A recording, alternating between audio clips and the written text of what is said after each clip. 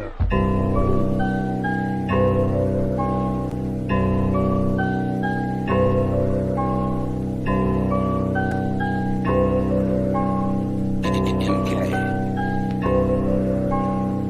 one going out to For the Record TV.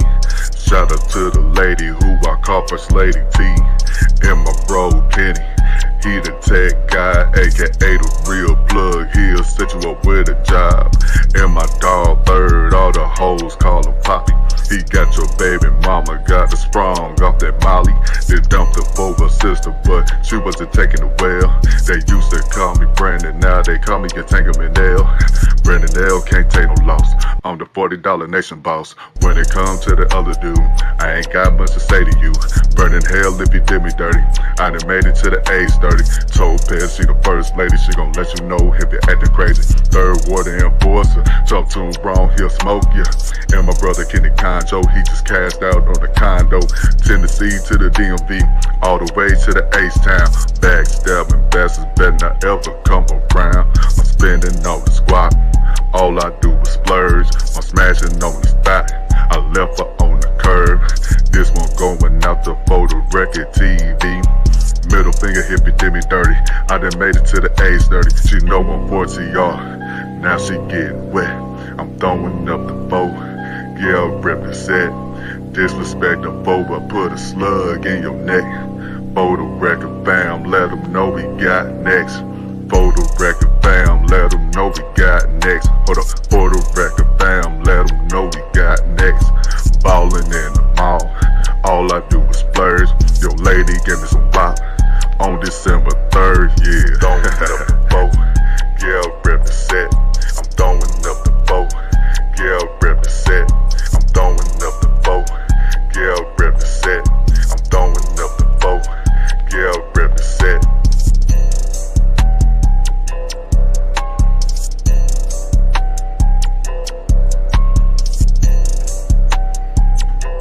Peace to the chat, peace to the chat. Hey, we always throwing up that 4TR set over here, man.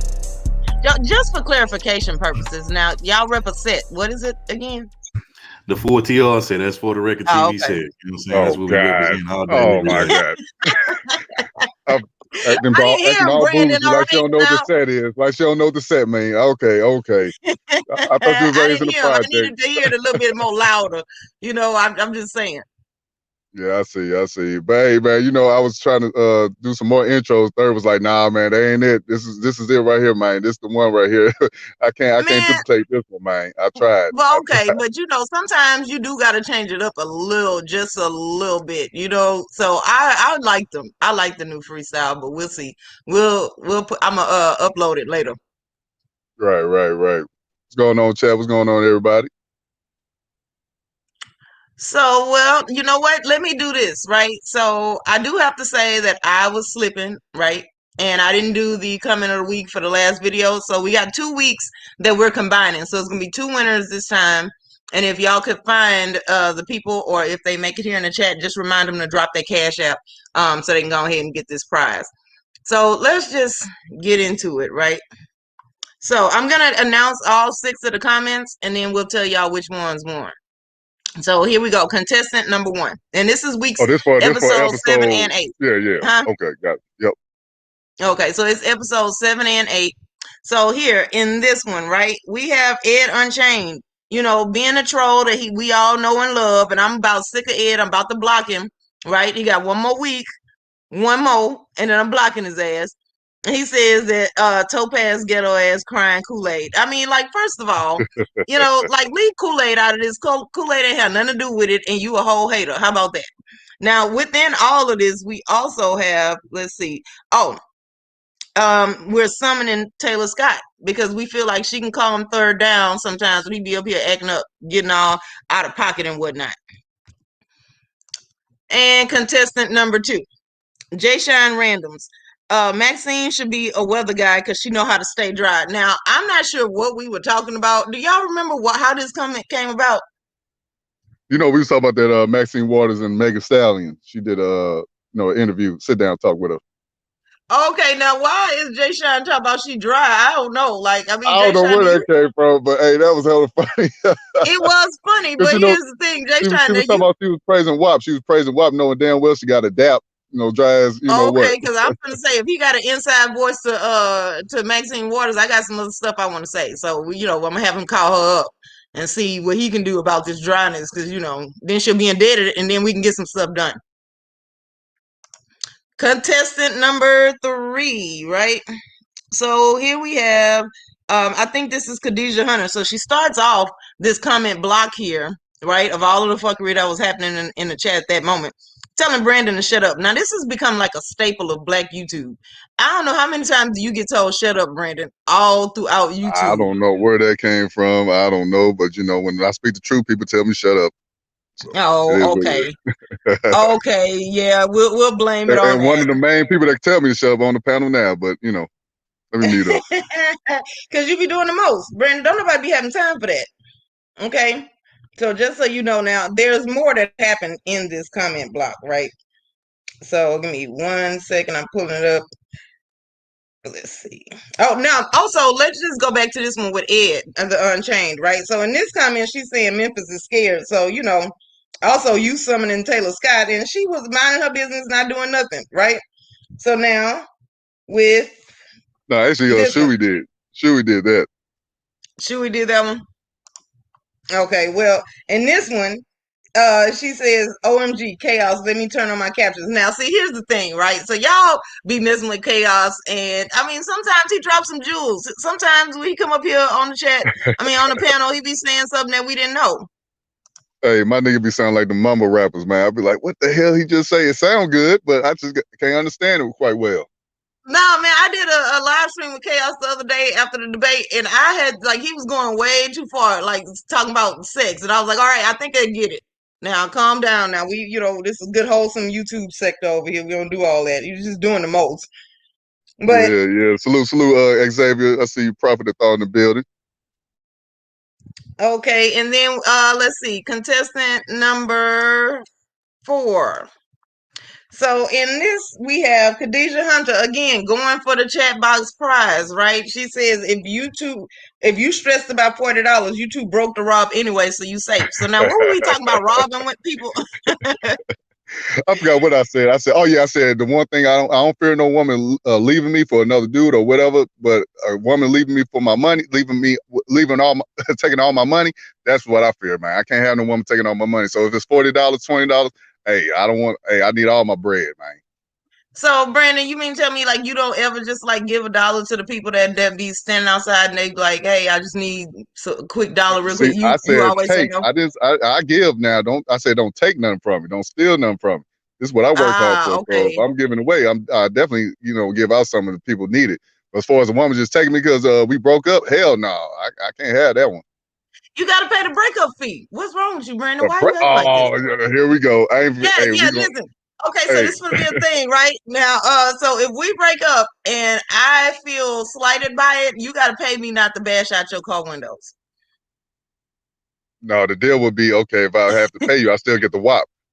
Well, then what's the point of breaking up? See, no, you keep trying to add more stuff Ain't no in strings there. attached. Hey, you can do what you want, but as long as if I got to pay a woman to do something, pay a woman to leave, then she still want my money. Then I gotta have sex with her. I don't care if my wife, my baby mama. Hey, that's just how I look at it. But if you want her You to better get leave, the do other you man really? to pay for you. Why come your new boyfriend, new man can't pay for you? What if Why I'm he in between can't? boyfriend? You just broke up with me yesterday. I'm No, good, you but I got ain't that somebody. You good. got a backup plan. These ladies be having backup plans. I ain't trying to hear that. See, this They right got a here is why side you nigga be told to somewhere. shut up, Brandon. Because see, ain't nobody talking about backup plans. All right, just Hey, stop it and stop acting come like on that. now. All right, let's move on. Contestant number 5. Oh, great. Hold on 1 second.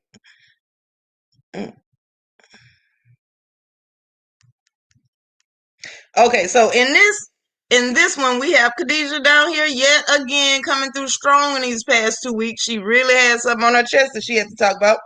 Brandon gonna spend all his money on big booty strippers. Now I do know we were talking about reparations at That's this a point. damn lie. That's a damn lie. You might. I don't know, Brandon. Like if She that said I you might. mean listen, you mean Come tell me if on, you get man. that one stripper, right? That one that just built the way she need to be built, right? For stripping, specifically for climbing on poles and jiggling. You ain't gonna break bread just a little. I plead the fifth. I Yeah. plead the fifth. Let me That's a smart move right there. hey, Good job. anything under $40. But did she say all? What the comment say? I can't really see. What she say? She say you gonna spend all your money on All big your money? booty strippers. No. See, that's where I disagree with. Now, if it was a little bit, yeah, I give it that one, but not all my money.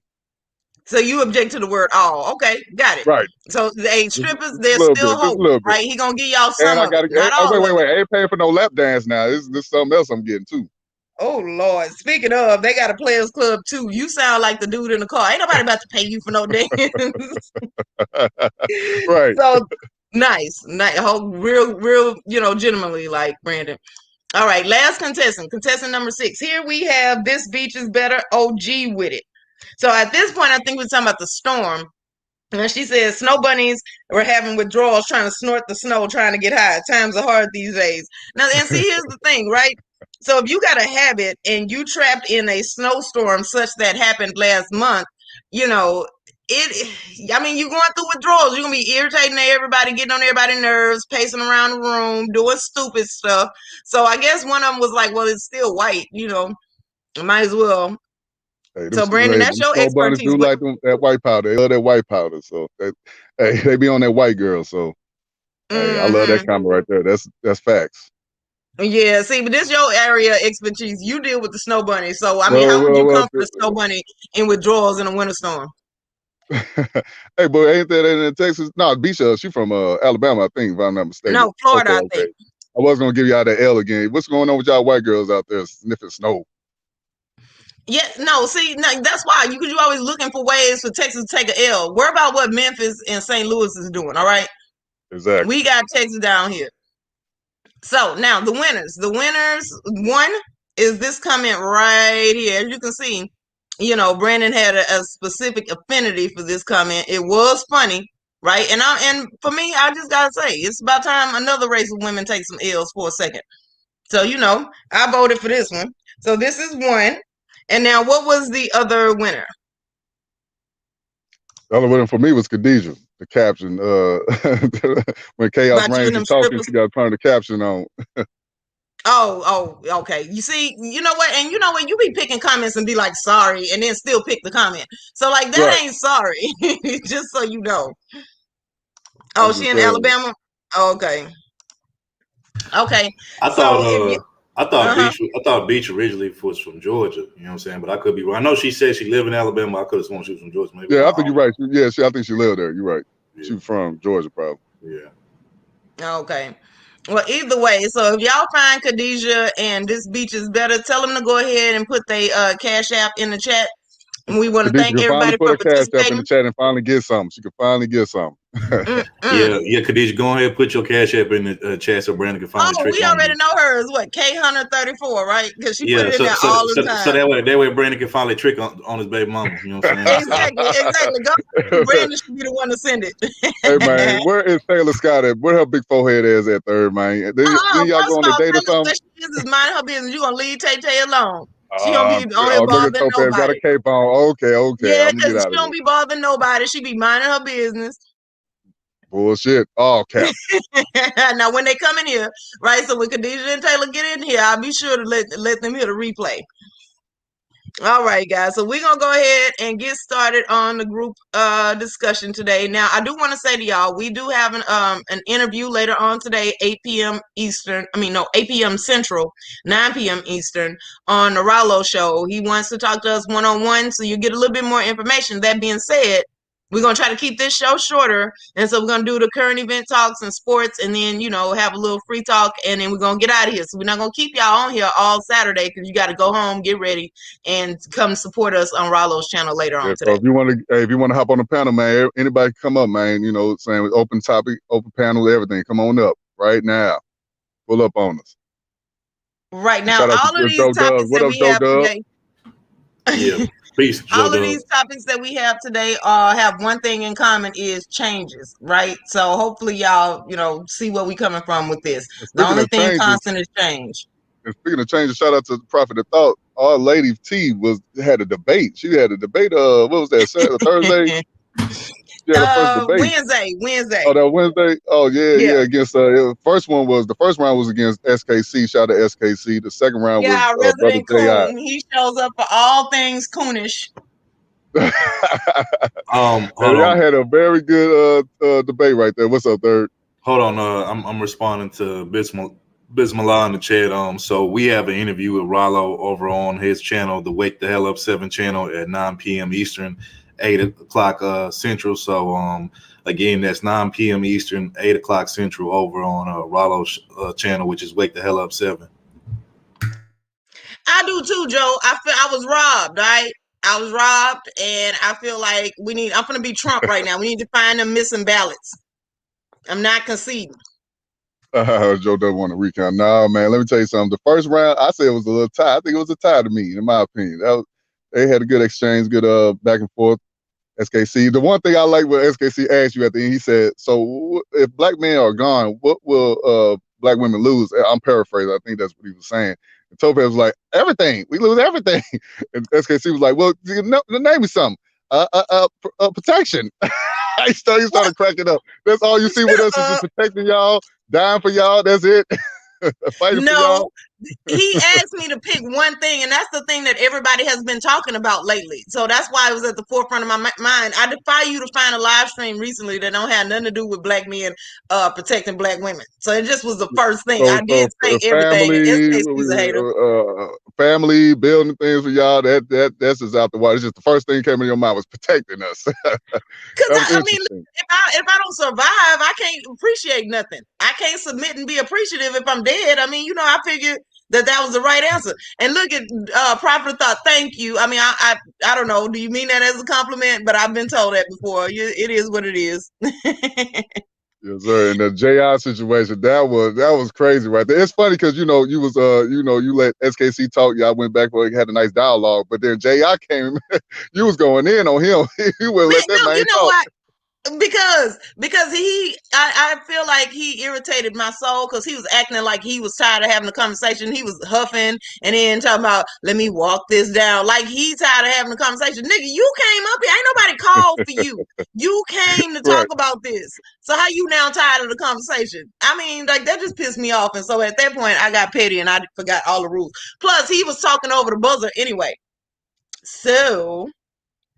Right. Every time female come up there, he wanted to debate on if men should get financial abortion. He always wanted to debate the ladies. So hey, you held your own though. You came back with some fire on him. But in my opinion, I think Jay, I won that. In my opinion, sorry. Well, of course, if y'all want financial abortion, I just feel like, first of all, let me just say this: I do think that it's embarrassing for him to go around with this petition because he's still asking for permission. Okay, he's like, hey, white daddy, can y'all tell them we don't have to get him no money? That's how you look at it. So when black men try to stop police brutality, try to put in laws to put against police that do us wrong, we're asking white daddy to change the law. To be honest with you, yeah, because I feel like the answer is look, because I'm not about I'm not for police beating up on or killing black men. That's not when I say that it's asking for permission. That's not what I'm trying to get y'all to come to. Is that what I'm saying is you can't ask for respect. You got to take it. Oh yeah, I'm agreeing with you. I just want to make sure you keep the same energy with everything. So hey, I respect that one. What you got on the third? What was your thoughts on Lady T debate? I thought she did a good job. I thought she held her own. The one thing that I can say is I noticed that, usually when women tend to go in on these debate panels or whatnot against some of these guys, what I tend to notice is some of these guys really don't be like, they be like going in and stuff like that. But I think, not to say that I don't think SKC held back or nothing like that or JI, but I think, they did show Topaz some kind of respect or whatever, because Topaz, Yeah, because And Topaz. SKC did say that. SKC was like, well, if it had been another woman, I probably would have went in. But Yeah. for you, I didn't. And I was like, oh, okay. Well, that's sweet, Yeah, right? so that just goes to show that, you know, people have respect for Topaz and, you know, what she has to say or whatnot. They may not always agree with everything that she says, but, you know, they have some kind of like level of respect, and that's what's up, you know what I'm saying? Because, you know, we show the level of respect to people on our panel. So, you know, it's Right, nice right. to get the same respect on other people's panels. So, but I thought she did really well. I thought she held her own, and, you know, I thought she did a really good job. So shout out to Lady T for that. Yeah, I was also Well, going thank to you. say I'm like, glad that y'all were proud of me because, you know, I was making sure that I didn't go over there and be an embarrassment for 4TR, you know. So I did my best to stay I ain't gonna within lie, reason. I did tell Topaz behind the scenes. I said, be extreme with Ji, because get him mad, get him mad. I ain't gonna lie, I hyped her up. You can blame Yeah. me on that one. You No, can blame me it's on not. that one. It's both of us because I had a choice and I chose to do it because he kind of offended me with all of the huffing and shit. I'm like, what? So you tired of the conversation that you started? What the? Hey, not to So put not to put him on under the bus. I was gonna say he reminded me of Game Changer. Like I be having conversation with him sometimes. He'd be like, "Oh my god," like nigga, you'll say yeah, stuff man, weak. yeah, like come on now. All that huffing and puffing, man. God damn. Like Yeah, because they see just that can't that just pulled out my pettiness. I did get petty, and I can Yep. admit, right, it wasn't a good look. I did, you know, go off the rails, but at that moment, I didn't care no more. I lost interest. Yeah, I feel you, man. One more thing. What Third was saying though, everybody respectful. Like in the chat, you know, it was a couple of people that said a little messed up things, but for the most part, everybody was respectful to you. So I definitely tell ladies all the time, go over there at the teapot, debate. People in the chat gonna respect you most definitely. But if they don't, they definitely gonna get blocked over there. They don't play that. Yeah. Yeah, because this one dude was like just going in extra, just retarded. Now he did get timed out for the stuff he was saying about me, and I'm like, God damn, what I do to you? Yeah, I think somebody did say you was a activist for single mothers. Yeah, I'm like, nigga. And here's the thing: he want like the problem with with the debate part with JI was that he wanted me to take out all of the other stuff off of my platform that I talk about, and I'm like, no, because see, you're saying that me opposing this petition means that I am like for men getting railroaded or whatever. So you know, if you bring my character into question, you open that door. I am allowed to defend my character and tell you some other stuff that I talk about. So if I feel like if I'm telling men, you know, calm down, don't worry about it, we gonna handle it within the women, I need y'all to trust that I am gonna bring up those things. Like I do have y'all best interests at heart. See, the thing is, well, I ain't gonna dwell into this topic, but I was just gonna say, you know, people think, you know, women are not gonna fight against their own benefits. Let's just say child support. Women ain't gonna go out there and try to end child support because it benefits them. They might say they're against it, but they're not gonna, you know, go out there. And I just gotta say this one thing about that is when it comes to abortion, I always see white women talking against abortion. You know, I don't see other coaches doing it. I always just see white women going out there at the Planned Parenthood protesting against it. So that's the only But time I've they're ever seen also women. the ones that want it too. So like that's a divide amongst white women. Like black women ain't going out there picketing abortion, and they also ain't going out there championing it. You know, so my issue with that was, you know, Their you're actions targeting the do. wrong group of men Their actions because, do. huh? I said their actions do. They support it. Yeah, the action, yes, but they're not out loud saying it. They just, They you not know, right. accessing it because it's there. And think Hmm. about it this way: we have a culture of people that like make do. So if Hmm. abortion wasn't a thing, you'd have more black kids. You know, we ain't finna do all of the extra because we used to adversity. So you gonna be broke since you got pregnant? All right, well, fuck it. You know, I'm gonna find a way. I'll cook rice for 18 years and make it through. And then everybody's supposed to tell me how good I am. You know, so we got Yeah. a different argument. I feel like black women aren't going out there making petitions to increase access to abortion, and white women get mad at us for that. So it's a lot of stuff that white women are mad that we don't just jump out there and be the face of. They have to pick one and make that black woman the face of it. If they have to work that hard to say that we're doing it, that means we ain't out here championing for it like that. Right. Yep. But like I said, man, that was a good debate. Shout out to Topaz. She held on, and hey, much respect. Much respect. Well, thank y'all. And moving on, we're gonna go to sports talk with my brother Third, man. What you got for the people, fam? Right now, I usually we have sports talk every week, and I just give you updates on what's been going on and whatnot. So I'm gonna start with football with the NFL. So as you guys know, right now the off season is going on, and you got a bunch of you got free agency, all these different players, some of their contracts is up or whatnot. So a lot of players are looking to move, make more money. Some are looking to go to better teams. So, recently we've had a bunch of different stuff. As of 3 weeks, 2-3 weeks ago, the LA Rams, they moved off of their starting quarterback, Jared Goff. They traded him to the Detroit Lions for Matthew Stafford. So now Jared Goff is in Detroit with the Lions, and Matthew Stafford is now playing in LA with the Rams. I guess they felt like they just was missing a quarterback, whatever, and I guess they felt like their quarterback wasn't, adequate enough. So now they got them at least maybe a top 10, 15 quarterback. Hopefully they'll, cash in with that next year or next season. Then you had, of course, the rest of the free agents that moved around and stuff. Right now, what's going on is, you still got Deshaun Watson out of Houston that he still claims he wants out. But however, the Texans are saying they're not going to trade him under any circumstances. Now, me personally, I don't necessarily believe that. I think they're just trying to hold out to get the best deal for him. A lot of teams are inquiring about him, trying to figure out, what it's going to take to get him or whatever. I think whatever team gets him, they're going to have to, give up a king's ransom for him. They're probably going to have to give up at least 2 to 3 first-round picks and maybe a couple second, third-round picks to get him. But as of right now, the Texans are saying they saying face, and they say they're not getting rid of him. So we'll see what happens with that. Some of the teams that's been interested in Deshaun Watson are the 49ers, the San Francisco 49ers, Chicago Bears, the the Carolina Panthers, also the Miami Dolphins, New York Jets, and I feel like I'm missing somebody else. Those are the main teams that I know of right now that are looking to try to cash in on Deshaun Watson. Like I said, the Texans are still holding on to him, saying they're not going to trade him. They're going to try to work something out with him behind the scenes, but he's saying that he's done with him. He doesn't want to be there. So, and he's saying he's willing to sit out the season, if need be. So we'll see.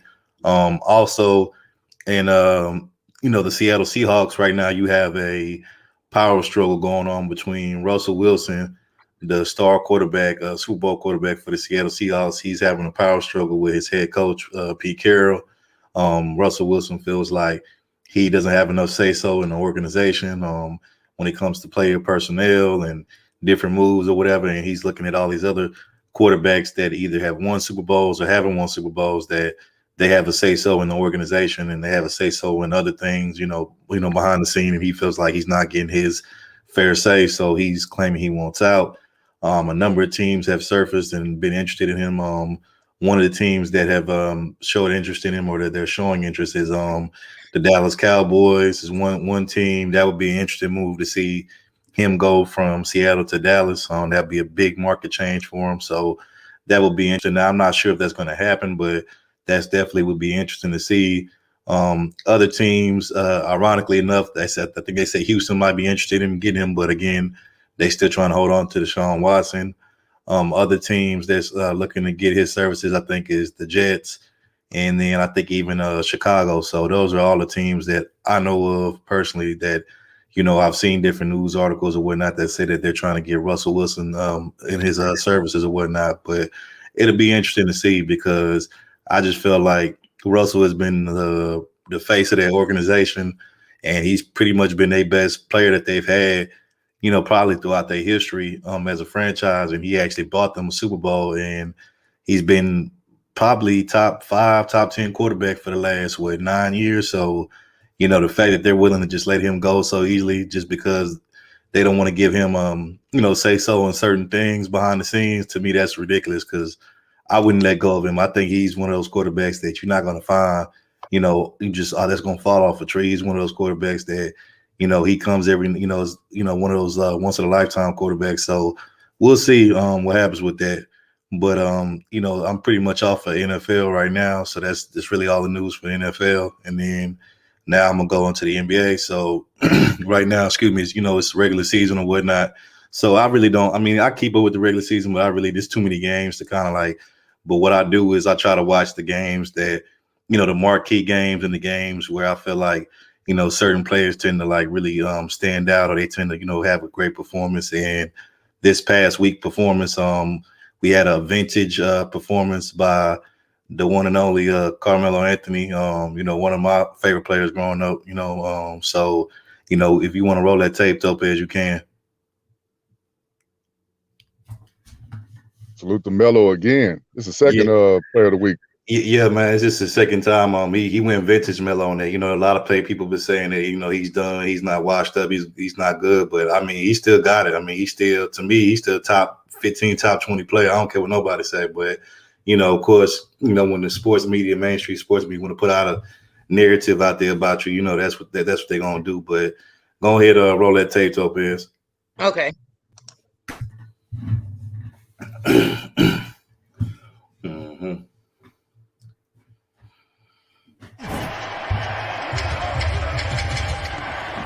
Anthony Simons onto the floor for the first time. Melo open look, splashes the three. I mean, look how easy that is. Just money. I mean, you need a bucket. I mean, go to Melo. He gonna get you a bucket. I mean, if he can't do nothing else, he definitely gonna get you a bucket. Get a more like-size matchup.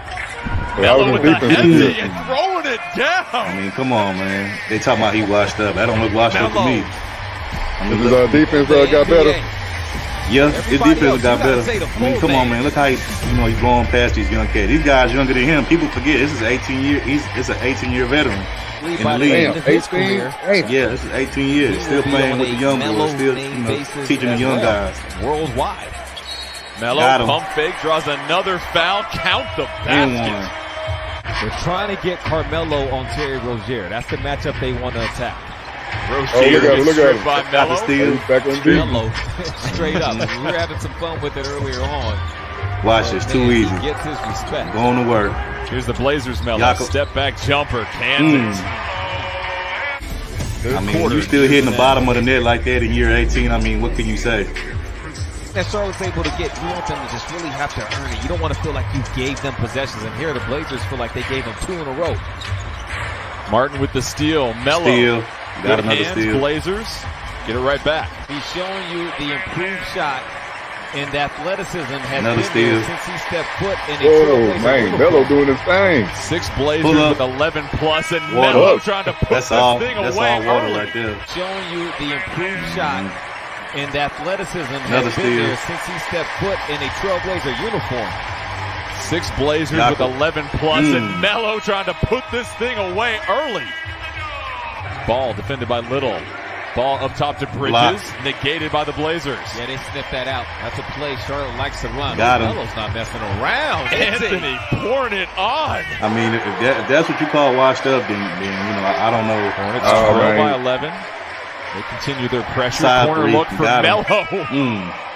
Feels like he's having a career night, Lamar, with the way that he's filling it up. Yeah, nice pass. Covington corner over to again. Melo. Got The unselfishness from the Blazers on display. I mean, that's automatic, bro. That's all day. Penetrating passes. That's all day, every day. And gets it down to Rocco. That's essentially. I mean, that's not even hitting the rim. That's bottom of the net all day. Something special about Moda Center. A lot of the local cuisine that you can sample. Mid-range. Yeah, they just letting that man open. Yeah, man. That's what I'm saying. They don't respect his game, but I mean, they gonna learn though, bro. Exploded from beyond the 3 Oh, this one right here, this so cold, bro. Watch this. Melo over McDaniels, and that's his it. face. Got him. Got him. The Portland man. Trailblazers. I mean, Gotta love wisdom. Yeah. yeah, shout out, Love was no, that's facts. He still got. I mean, like, I don't understand how you could say that somebody fell off when they still can average like 20, 25 points in their sleep like it's nothing. And then this man don't even start. He coming off the bench now, and he's still averaging 20, 25 a game. So I mean, like, if you can do that coming off the bench, like, to me, like, you ain't washed up by any means. You know what I'm saying? Now, is he, Yeah, I think people's biggest critique about him was just defense. Like he was just give up on defense. But that right there, that proves all them wrong. But here's Still my got thing, though, bro. Here's my thing, though, bro. Like, if we gonna call him out on defense, we might as well call out damn near the whole league. These players nowadays don't really play defense like that. Most of these players, I mean, I could probably name on my hand like maybe 5 or 6 guys in the league right now who actually play defense on every play. But most of these guys, they don't play no defense like that, man. Most of these guys, this league nowadays is about scoring. It's about who could score the most points. You outscore me, then I outscore you. That's kind of like what it is now. It's not why you think nowadays, like most of these games and stuff, the final scores be like in the hundreds and sometimes even the high hundreds back, in the 80s and the 90s. Most if you got to 100 points as a team, I mean, you was doing something because most teams back then, they played solid defense. They wasn't trying to give up no more than 70, 80 points a game. So, it's just the league done changed, bro. It ain't the same. Then, everybody's, selling for the three now. The three ball is, revolutionized the game and whatnot. And I'm not hating on, people who shoot the three, but it's like, everybody's either, nobody's really playing a complete game no more. But that's why I love Melo, because it's like, to me, he could do it all. I mean, he could shoot the three. He could, post up on either side, down low on the block.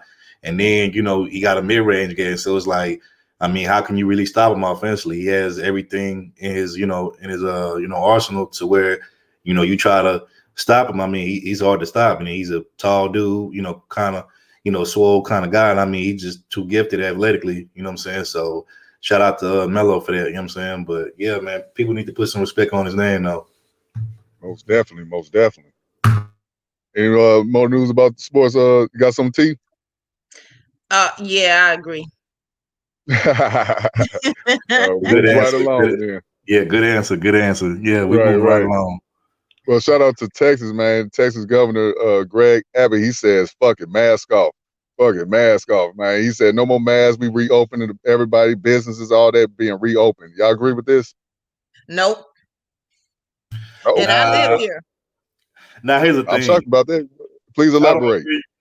I don't agree with the mask off thing, but, I kind of get the whole, they want to, get these businesses back up and running because, the economy, is hurting and, people need to make money. So I get that part, but the whole mask off now. And then here's the thing. The main reason why I don't agree with it is because, recently, there was a news article that came out that said that there's now a new strand of COVID. You know what I'm saying? So now we're dealing with a whole new strand that's not even a strand from, a year or so ago. So it's like at this point, it's like for them to do that, it just doesn't make any sense to me. And to me, what's going to happen is people, and with everybody being, locked up in the house or, being confined to their home or to their job, and that's it.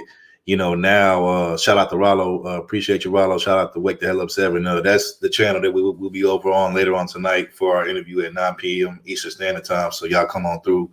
But like I was saying, because everybody's been, pretty much locked up in the house or at their job and, can't really go nowhere but maybe home, work, grocery store, that kind of thing. Or, people are going to want to go out now because, these places have been closed, most, social places have been closed, clubs, that kind of thing. And so now people are going to go out and act a fool because, like I said, everybody been kind of like, kind of like just, refrain from, going out and mingling or whatnot. So I think it's going to have a negative effect on, on the state of Texas in general, because people are going to go out, going to bump, shoulder to shoulder and going to go out and want to, be all touchy and intimate with each other and, all that kind of stuff. And, to me, it's just going to cause more health issues and problems. So, that's how I see it. You know what I'm saying? Now, I'm hoping I'm wrong, but that's just how I see it. So, I don't agree with the whole mask off thing, but the whole stimulating the Texas economy, or just the economy in general, I agree with that. But I still feel like they should have had the mask mandate, but that's just me. Well, I live here and I can tell you right now, like, here's the thing. Yeah, it sucks being in a house and you got to put on a mask and all of that. But I feel like they're not doing this because they feel like we're safe. There have been doctors that came out and said, no, it's too early. And I think it's us in Mississippi. And here's the thing about living in Texas. It's a red state, so that comes with all of the, dumbass ideals that red states have. And one of them is that small business, we're not going to give you no PPP loans. We're not going to help you through this crisis. We're not going to pay your bills for you to sit at home. Is get up and get off your butt. Now, you got to sometimes brave COVID pandemics and, winter storms or whatever. So I think it's more of that attitude of where we're not helping you, so you need to do what you need to do. So we're going to open this back up, whether it's time or not. I feel like they're doing it so they can save money. Oh, yeah, you guys are right. Well, my thing was this, though, like, as far as like the mask, like, did y'all ever have problems putting on the mask? Because I never forget when it first started, man. And I used to go to, like, let's say Quick Trip gas station. They were like, Yeah. hey, you can't come in here with no mask, without a mask. I said, what? Like, it took me a while to finally start, wearing the mask and stuff, getting prepared. But people would get upset. I mean, they'll get mad because you say put your mask on or put it over your nose.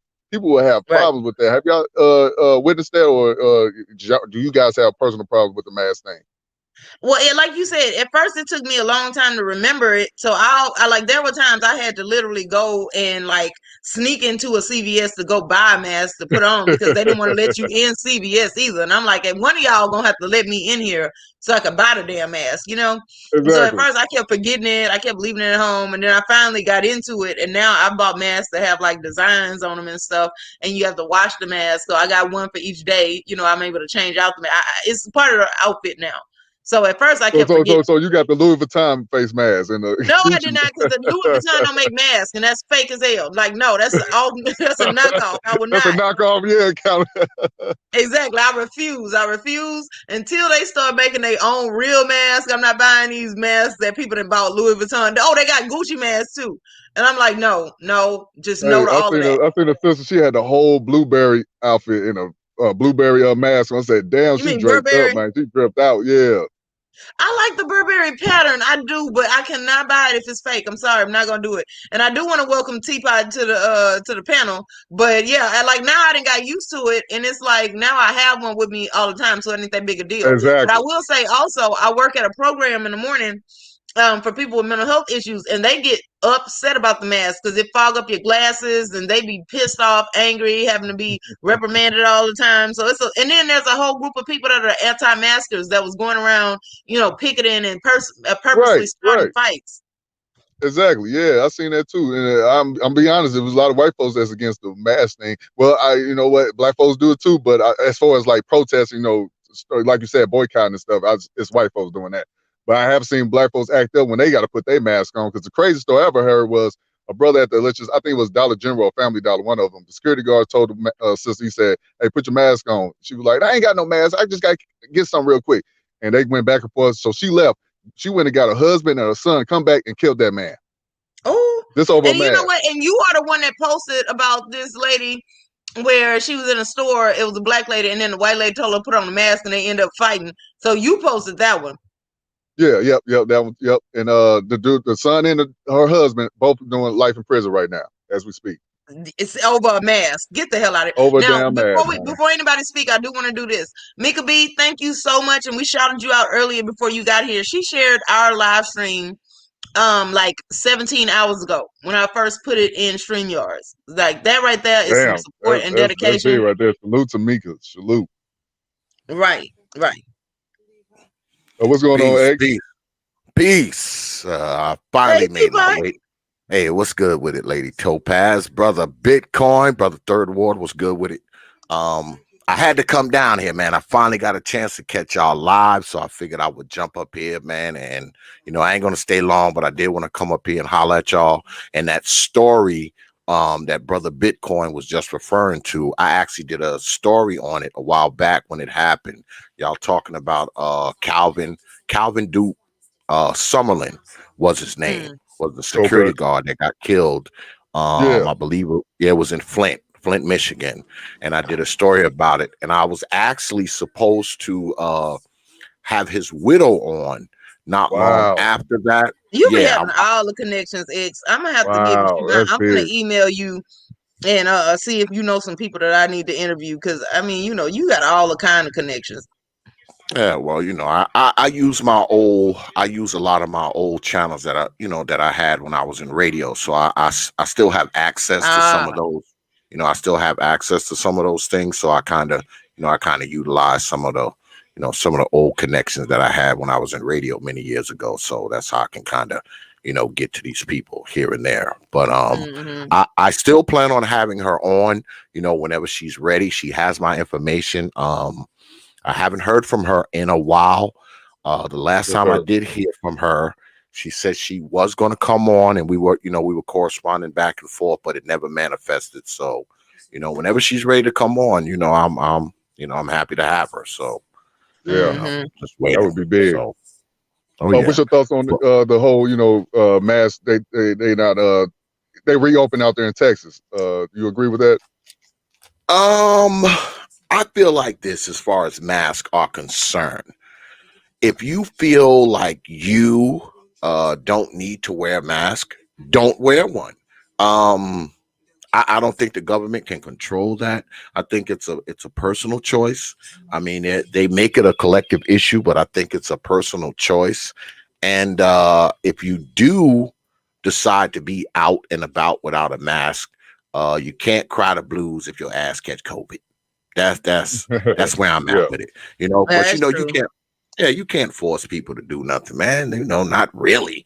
You can't force people to do it. So, if people feel like they don't want to wear it, I mean, it's on them. I mean, shoot, me and my wife, we wear them places of joints. business. To go to certain places of business, you do got to wear a mask, though. That's the thing. Yeah.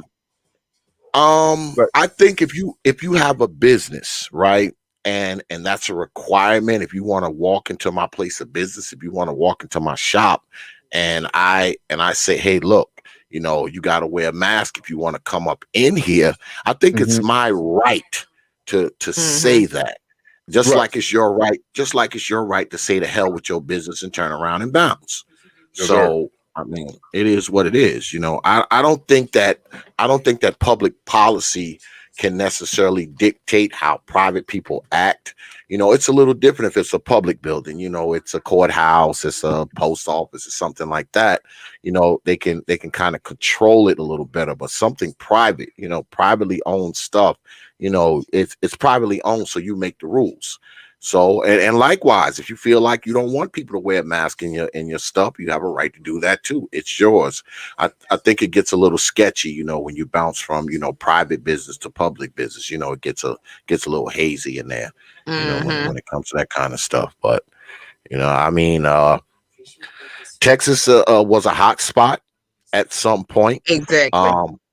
I don't know if telling people they don't have to wear a mask, I don't know if that helps, because a lot of people become emboldened when they hear people in power say, yay or nay about something.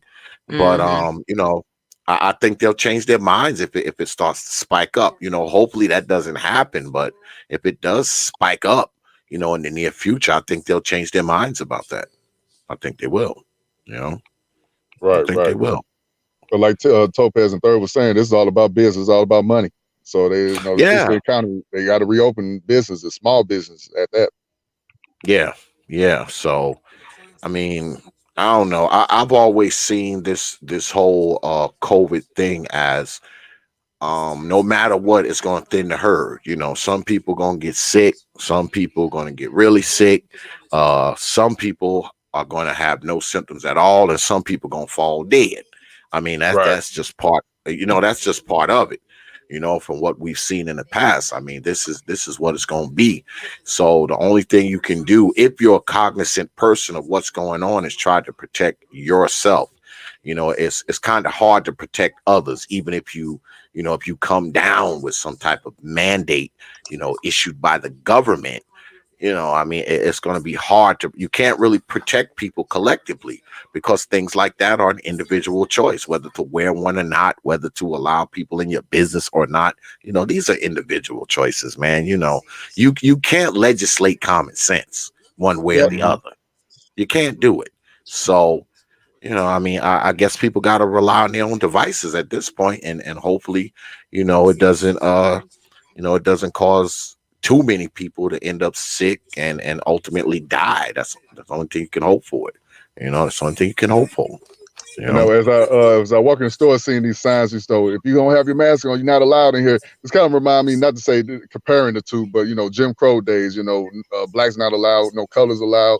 It kind of remind me of them days. Like, damn, I can't go in the store without being told I got to put on a mask or whatever. So, yeah, it's remind me of them days. And white folks getting that treatment too themselves. They not used to being told they can't come into a business or a place, so they acting out. Oh yeah, now that's true, because all of the anti-maskers I've seen I haven't seen a black one yet. Right. Yeah, right. But it's disproportionately affecting black folks, so I don't think we should be waving the don't wear mask flag when there's so many of us falling dead from it. I mean, I don't think we could, because everybody's been affected by it. I mean, like 3 people in my family had it. Luckily they didn't die, because the youngins, but 3 people in my family had it. My son had it. Wow. My nephew had it, and my granddaughter had it. So, I mean, it's touched me personally. People that I know and love and care about have had it. Glad they recovered from that. Yeah, Right. thankfully they recovered. But it's kind of touching everybody. You have the people that's saying it's not real. Let me tell y'all, it is. All right, it is very real. And some people have died. I know people who their mothers and fathers and aunts and cousins and things like that have died from this thing. So, whether or not you want to wear a mask or not, that's a personal decision. But far as thinking that this thing isn't real, take it from me.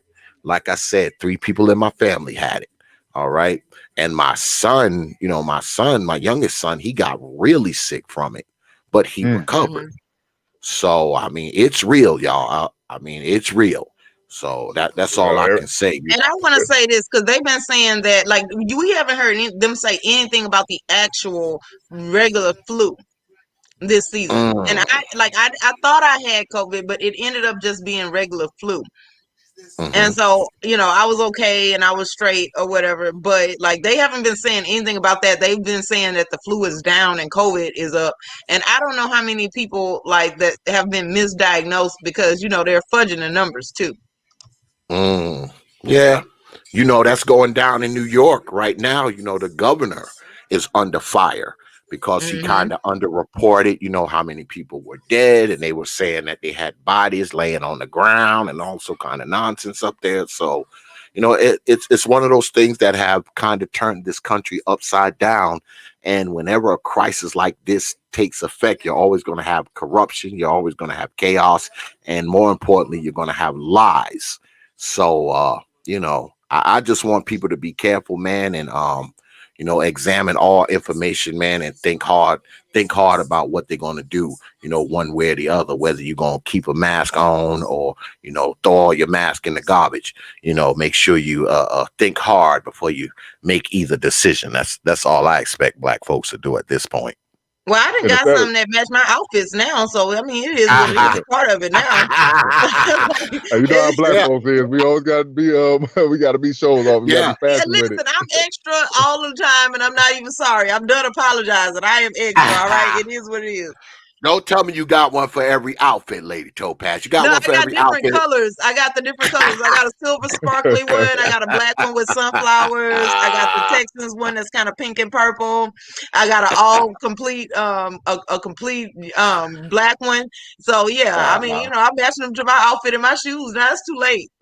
Yeah. You like my wife. My wife got multiple color there, but yeah, man, because you got to throw it on. It's part of it. It's part of it. Like now it's too late. It's I ain't gonna lie. I thought about having a custom made mask saying 4TR. I thought about doing that. I think we should do it because I thought about T-shirts for 4TR. So it's gonna be like, it's gonna be like a hand coming out the sky, like it's God's hand, and it's gonna have like the letters 4TR on it, and then it's gonna have like little stick figure people at the bottom, like praising and thanking because we God's gifts to the world. So I feel like hell no. Crazy. Yeah. Come on, man. Like y'all gotta get on board. Stop acting like that, Brandon. And the sad part about this whole, COVID-19, like this got people to actually start washing their hands. I'll never forget when I started working on my job. I work with white folks too. And it was one dude came in there, he just sprinkled a little water and went out to work. I said, man, you don't wash your hands, dog? Like this motherfucker's nasty. Now everybody want to wash their hands. They want to use hand sanitizer. Like, man, y'all should have been doing this. Yeah. Why do you have to be told? Idea. Oh no, you gotta be told. Thank you. Exactly, Prophet of Thought. You gotta be told to do something as a grown man or grown woman.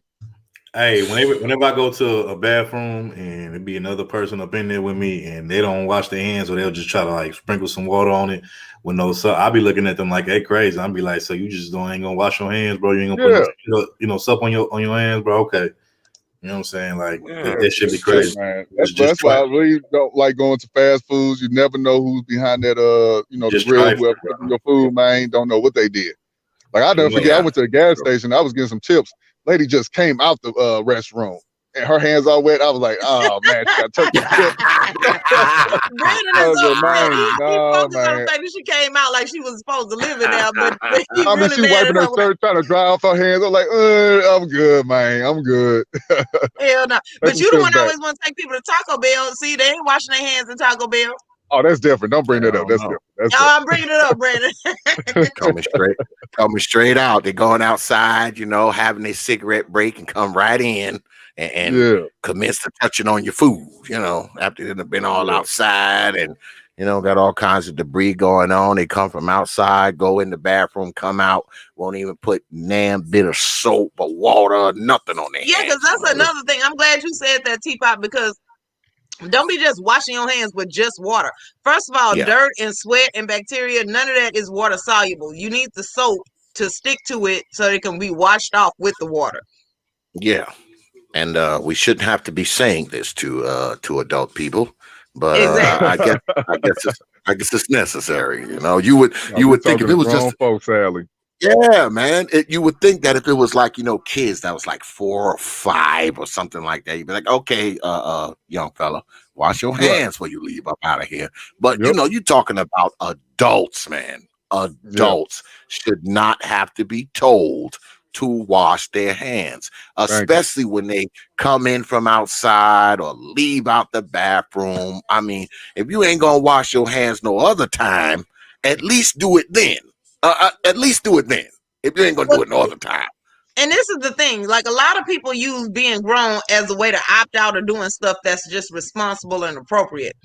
So I guess they feel like they ain't got to wash their hands because they grown and nobody can't tell them nothing. Yeah, I hear you. Yeah. That's why I pray every day, because who knows who's touching something I got to touch. I don't know. Yeah. So That's why you got to just keep them, went in the bathroom got to and keep took them a wet wipes. You dump. got to wipe everything around you. You got to wipe Yeah, everything. man.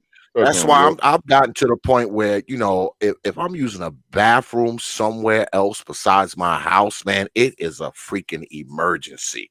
And I tell my wife the same thing. I'll be like, look here, woman, we're going to go out, squeeze it all out before we leave up out of here. Yep. Squeeze it all out. So we ain't got to be stopping and you need to go in the bathroom. Nope. Squeeze it out here and now. And it will go on off. And we'll do what we're doing. So we ain't gotta, go in these bathrooms where 500 people done been in today. We ain't gotta do none of that. So I mean, I just wish people would, if people would just take this a little bit seriously. Okay, maybe you don't believe it is as bad as people say. Fine, I get that part. But these little common sense things, these things that we shouldn't have to tell you, you might want to take these things up. Just because, forget about COVID. Let's just talk about simple freaking sanitation, simple everyday hygiene. Forget about COVID. How about self-love? You just want to wash your hands so that they can be clean. How about you just enjoy being clean? Like I like feeling like I don't have anything on me. Why do other people not enjoy that? I don't understand. I'm gonna keep it 1,000 now. One thing I didn't like when it started getting cold, and I went to the gas station, pump my gas and stuff, I always put hand sanitizer on. But when it started getting freezing, man, my hands couldn't take. I said, damn, my hands cold. So that's the only part I didn't like about it. Well, cold kills germs, so you should be all right. But here's the thing, when you get back in the car and the heater warm up, to me, I'm gonna be unstable until I put the hand sanitizer on, until I wash my hands. Yeah, I can't function without it. I'm not gonna feel right until I do it. I don't understand. I don't get it. What happened to you in life the way you cool with just dirt and germs all over you? There's another quick point that I want to make. I think earlier in the chat, like not too long ago, I think shout out Minka B. She said, like after you wash your hands and stuff, from coming out the restroom, you use the paper towel, to dry your hands, but you also use that same paper towel to, open up the door to get out. You know what I'm saying? Because when you retouch the, door handle or surface of a door after washing your hands, you pretty much getting your hands dirty again because you don't know the person in that's coming, before you have to know, after you don't know what kind of germs they didn't spread on that door handle. So, I definitely agree with her on that, man. Make sure you use the paper towel to open the door and stuff like that. And never use that dryer. Do not use that dryer to dry your hands out. Never use that. That germ still gonna blow on your hands. So don't do that. Just get a paper towel. No. Well, this is something that people probably don't know. And you know, my old man used to tell me this all the time. And this is coming from a mechanic. You know, I'm a greasy mechanic. You know, and I wash my hands all the damn time. And my old man always said, he would say, son, don't touch door handles and things like that, then come to your face. He said, because, you know, if a person that has a cold or has the flu, you know, say they wipe their nose or something and they grab the door handle and they go on in the store, you come behind them. Now you grab that same door handle and you bring your hand to your face. You done automatically brought whatever they have or whatever they left on that door. You brought it to your face. So, you know, that was something that I've always been kind of conscious of anyway, because our old man always said they'd be like, you know, after you done touch something, you know, don't bring that, you know, don't bring it to your face. You know, don't bring your hands to your face after you done went to a store or, you know, you done touched the doorknob or never bring it to your face. Don't. So, I mean, I just kind of fell right into the whole, you know, the things they were talking about on COVID, because, you know, I've never been a person to go, you know, you walk into a store, you know, and then right after you grab the door handle, you know, you wipe your face or wipe your mustache or whatever you do. I mean, that's asking for trouble, even if it's not COVID, because the cold viruses are on those doors, the flu virus is on those doors. So, you know, that should just kind of be common sense with people at this time, along with washing your hands. You know, keep your hands out your damn face, especially if you're touching a lot of strange objects a lot. You know, I mean, you in and out of stores, you got your hand on the counter, you got your hand on the doorknob, you touching your doors, you touching the work truck handle, you know, you touching all this stuff. So the last thing you want to be doing is bringing it, you know, like to your face. You know, so I mean, these are simple things, man, that people should know. Too. You want to be safe for your family too. You don't want to bring nothing back to your grandma, your grandfather, nothing like that. So you're definitely right about that. And I was gonna say also one more thing. And what I was about to say, as far as like us being safe, like we should, like I said, teach. It's just sad we got to re-educate ourselves on how to be clean and all that. That's crazy to me. But you know, I was just saying, like, it's just more. I just got more and more of, like I said, wiping my hands with hand sanitizer, make sure I'm safe. You know, whatever I touch, man, it's like I got to get some hand sanitizer. It's really freaking me out. You know. Yeah. My wife is obsessive on that shit, man. We got hand sanitizer in all the cars. She got hand sanitizer in every damn room in the house. She got a bottle in her purse. You know, she be trying to stick a little tiny bottle of that shit in my pocket. I'm like, I don't need that. I got one in the truck. I don't need 5 bottles. What? One will do. Then they got the flavor. Then they got the strawberry kind. They got the the blueberry kind. They got all type of flavor for this stuff. I just need the regular 100% hand sanitizer. I mean, 99.9% germ hand sanitizer. That's all I need. The clear one. Yeah, I don't need the special stuff, man. I just need the stuff that's gonna kill all the stuff. I don't need it to be blueberry, and strawberry, and flapjack flavor and all kind of. You're gonna laugh at me, but I also have different colors of hand sanitizers that I match with my outfit. I'm gonna go on mute. Oh yeah, we know women do that. Yeah. Oh, we know. I know. I'm married to a woman. She got all that crap too. You got all that crap too. The what's going on, brother C? Yeah, what's going on, C? What's going on, man? I had to jump up when I heard y'all talking about, I drive trucks, man, and some of them truck drivers be nasty, dog. Nasty, man. Yeah. That make me even elevate myself even more. Like you said, going to the bathroom, like touching them door handles, man. I use that paper towel.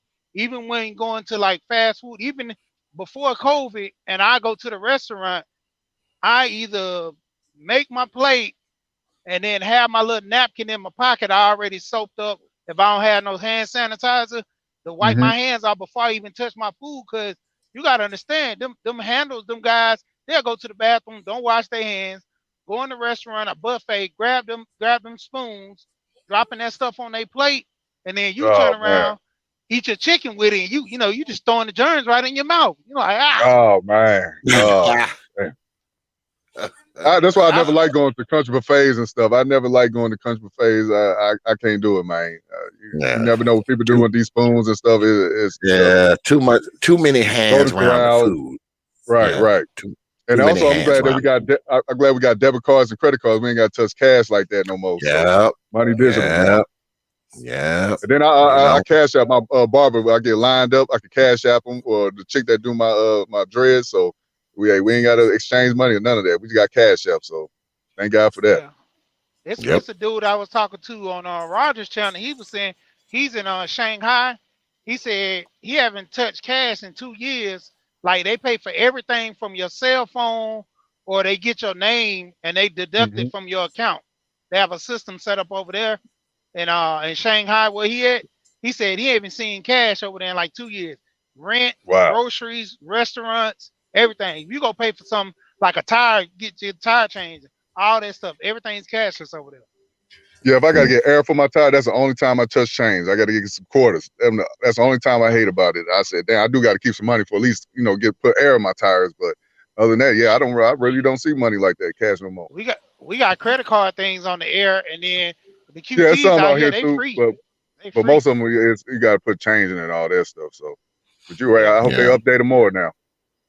Yeah, they need to. I mean, I don't carry a lot of cash either. I carry some petty cash, if we have to buy something. But, I don't carry a lot of cash, man.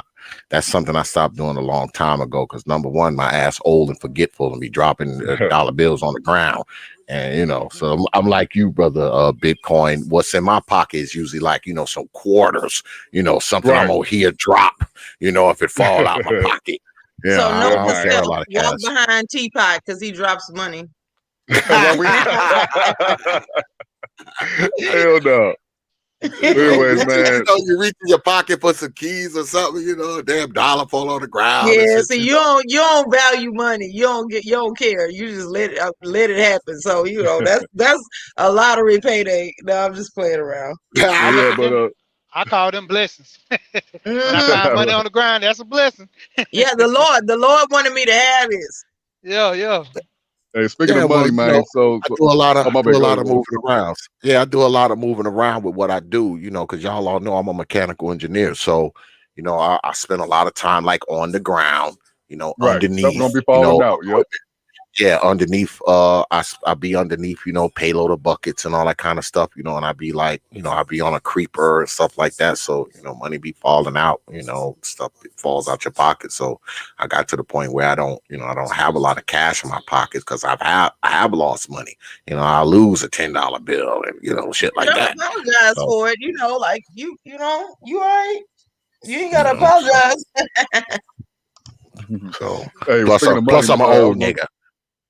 Right. I was gonna say, speaking of money, I don't know if y'all heard about this story. Michael Brown's father is now suing Black Lives Matter for $20 million. Michael Brown Sr. suing Black Lives Matter. Yes, sir. I heard that, man. I heard that. Is BLM the new scammers? Are they the new scammers of millions of dollars? Is the question. That's what it's looking like. Been the scammers.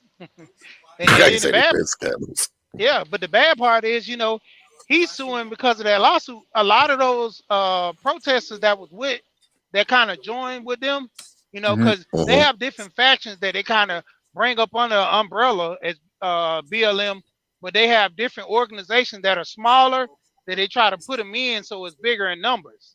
You might have a little small branch, called Black Trust, and you'll go up under the BLM movement branch to the point where you're supposed to be getting some type of service and stuff, but they'll get the money, but they won't dish it out to the other factions. So in return, there's people who got locked up, doing those protests. They never got bond. The family didn't have money. They rely on them on smaller factions to where if something happened, you need to take care of yourself. But we want you to join us so we have bigger numbers. That's how the organization was able to get so much funding, get so many like that. The TV deal they got with, I think, Warner Brothers or something. They was able to get all that because it's bigger in numbers. Yeah. Well, but they were using his name. Like the part of their fundraising was using the people's name who got murdered. Yes. And so the dad is like, okay, listen, y'all got 90 million off of my son's name. So how do y'all feel about that? Do y'all feel like he's entitled to that, or do y'all feel like he's overreacting? I really hate to say this. Go ahead, Teapot. Yeah. Let me say this because I gotta go because I actually got a show in a little while. I'm gonna give y'all a backstory about the Black Lives Matter and the people that are connected to them. There's a woman out in St. Louis. Her name is Melissa McKinney. She came on my show a while back. She came on, it was her and Brother Maurice Muhammad. And, you know, her son was found hanging behind their house.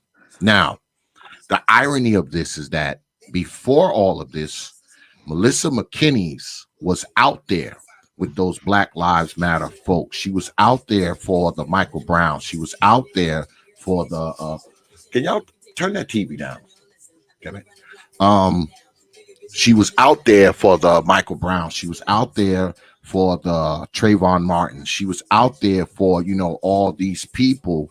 And when her son was found hung, do you know that none of those Black Lives Matter people, none of those people that she went and fought for and, you know, drove miles for to protest and march with, none of those people came to Lady Melissa's aid.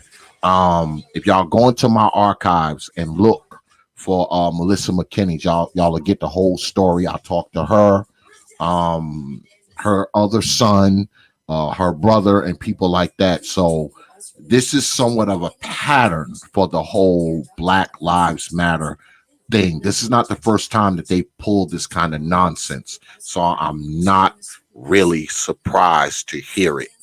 But yeah, I appreciate y'all bringing me on. No, do not dare leave with me. Just oh I my didn't mean goodness! to interrupt. Do not dare your ass leave. I do. What's good? What's good with it, man? I didn't mean to interrupt and jump sheep, but salute to y'all. Salute. Yeah. I'm sorry. I'm going men first. Shout out to you, third. Shout out to my brother Brandon. What's happening, sir? What's happening, man?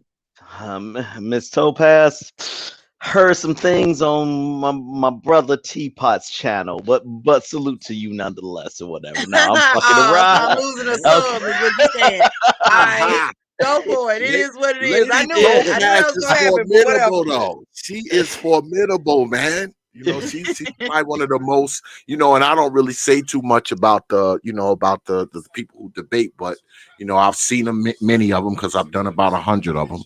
And she's one of the most formidable women that have come up there, you know. So, you know, whenever you want to come back, Lady Topaz, and square off. God damn it, the ring. Yeah, she might have the ring is open for you. The ring is. I love her, but she might have a new opponent from what I heard on Thursday. I'm like, oh my god, the pegging. I shouldn't be saying this. Damn, and I gotta agree with the pegging nigga. No, I'm not gonna fuck with that. Okay, some of y'all may know that joke. No, I didn't mean. If you gotta go, you gotta go, brother. I just wanted to just agree with you on something when I was driving. And I'm like, I got call in. I gotta do this or whatever. Okay. So I'll stick around for the disagreement. Then I'm gonna go. You know, I'll pretend like we don't know each other. Go ahead. No, there wasn't no real disagreement. I jumped in front of the brother. Damn, I can't see your name. That's under third. Oh, she. Oh, my bad, not acknowledging you or whatever. Y'all was saying, y'all was spending some. Hey, by the way, good happy Saturday to y'all. Y'all was spending some shit earlier about. Damn it! My train of thought is lost. But just on the BLM point that the brother Zave spoke on, just very briefly. Some of us brothers talk about communism, and a lot of brothers hear the term communism and think democracy, communism, totalitarianism, whatever, it's all the same shit. We still struggling, and that's not true. Communism has funded movements that have been terrible towards the Black American experience, starting with the Martin Luther King, but I shouldn't say starting, even using the great icon, air quotes, Martin Luther King. And when brothers who research this, who have used other brothers' knowledge of these movements, to explain, hey, here's how they doing it. They're trying to say, yeah, keep talking about that shit while we're doing it. And because they're feeding the money into the system, that's why it gets followed, and we scoff at it. And I'll end at this note. What the fuck does that have to do with Black Lives Matter? Well, everything, because we all know Black Lives Matter scrubbed their website of all mentions of all that bullshit they had initially. Zave, and shout out to the brother Dr. Tiasan Johnson, who was the first brother to expose them in the sense of when the Michael Brown shooting happened, that they're not about black men or black people. They're about exploiting black tragedies that'll lend money into another engine that doesn't benefit us. I'll end on this note as far as this. Even before this whole Michael Brown suing them, and they'll set what's going to happen is they'll settle for 5 and have him sign a non-disclosure agreement for $5 million, whatever, and just like don't criticize us, whatever.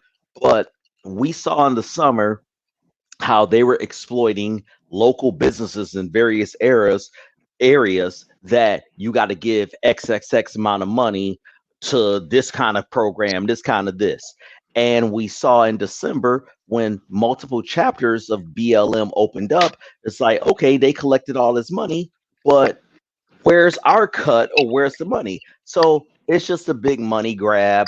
White people in general don't want to be seen as being racist, so they're going to give more money than black people who have no money. And that's what it is. Unfortunately, a lot of us love that whole victim narrative. And I've talked enough or whatever, but I just want to really acknowledge that point that Zay brought up. Feel free to elaborate. I'm still here.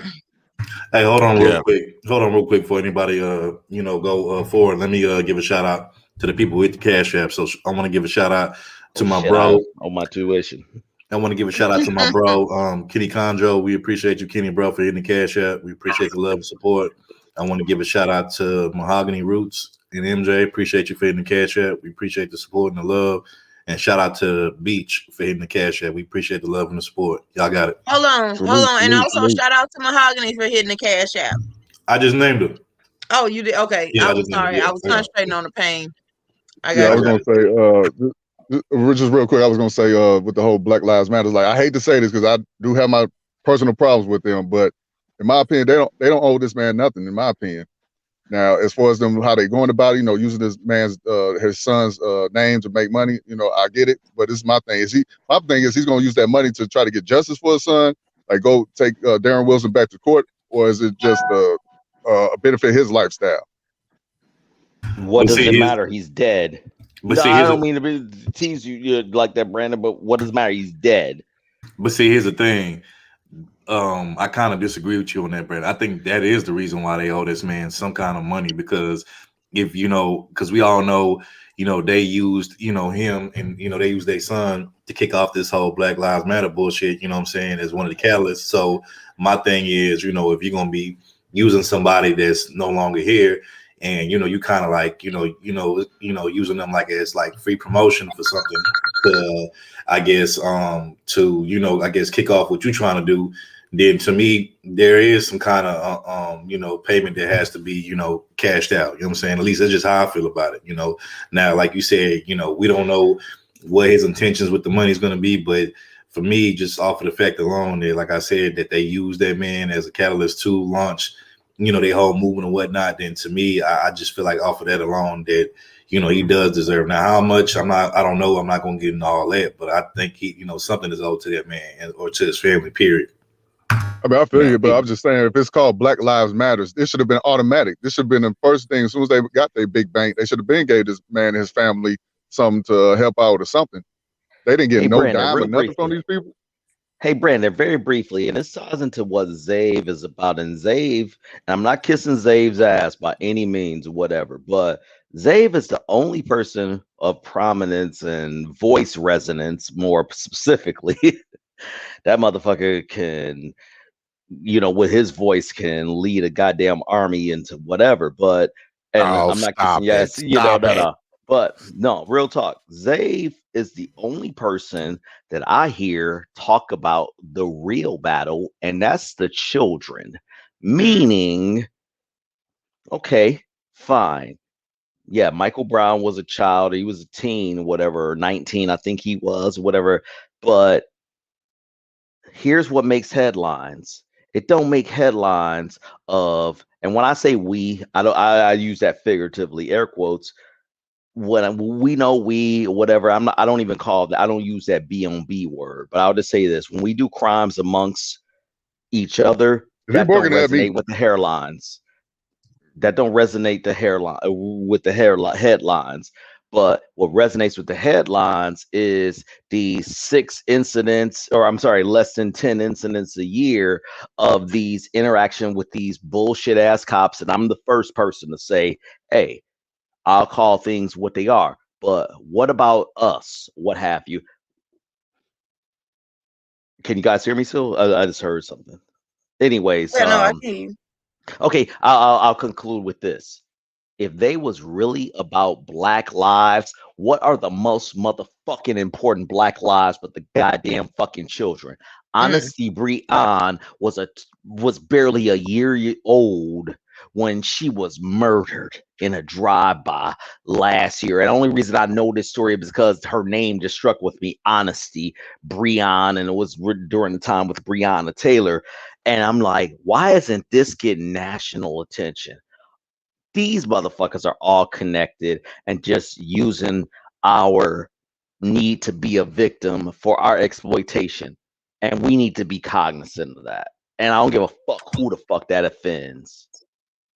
Yeah, well, let me get out of here because you don't want me to get on my damn rant about these babies being killed because I talk about this a lot. But I appreciate the whole For the Record TV crew, Lady Topaz, Brother Third Ward, Brother Bitcoin L, man. I appreciate y'all having me on. I like what y'all doing down here, man. It's a nice vibe, man. I like the whole thing, and all speed to y'all, man. And I'll be down here some future date to talk some more shit. All right. We appreciate you coming up. We appreciate you. Zave, I got a debate for you, so I'm gonna shoot you an email on that. We appreciate you. Is this about me? Sir Tice, is this about me?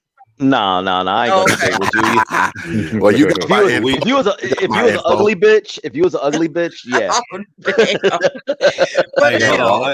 Hold on. Watch the language, though, bro. Watch the language. Oh, my bad. Third. Watch the language. Be respectful, bro. Yeah, just hit me up. You got my information, and I appreciate you, brother Sir Tice, for sending me those recipes as well, brother. I appreciate that, man. That was a good look, my brother. But anyway, everybody. I will holler at y'all at a future date, man, and peace. Yeah, we appreciate you for coming through, man. Let me respond to or add to by the way. Sir Tice's point. What I don't like about particularly about this space that I hear a lot of people here that say, and it just kind of bothers me, is when we kind of like dismiss the kids and we say, oh, F the kids and blah blah. My thing is, I don't agree with that because my whole thing is the kids are the future. And my thing is, if we saying F the kids and, who cares what happens to these kids, then what's going to happen to the future of Black folks in general, because they are the future. You know what I'm saying? We're only going to be around for so much longer. So once we gone and once we pass away, we just saying F the kids, and we not going to make sure the kids are set up in a way to where they don't have to go through some of the bullshit that we went through coming up. And I don't agree with that. You know what I'm saying? Like I said, now I get it.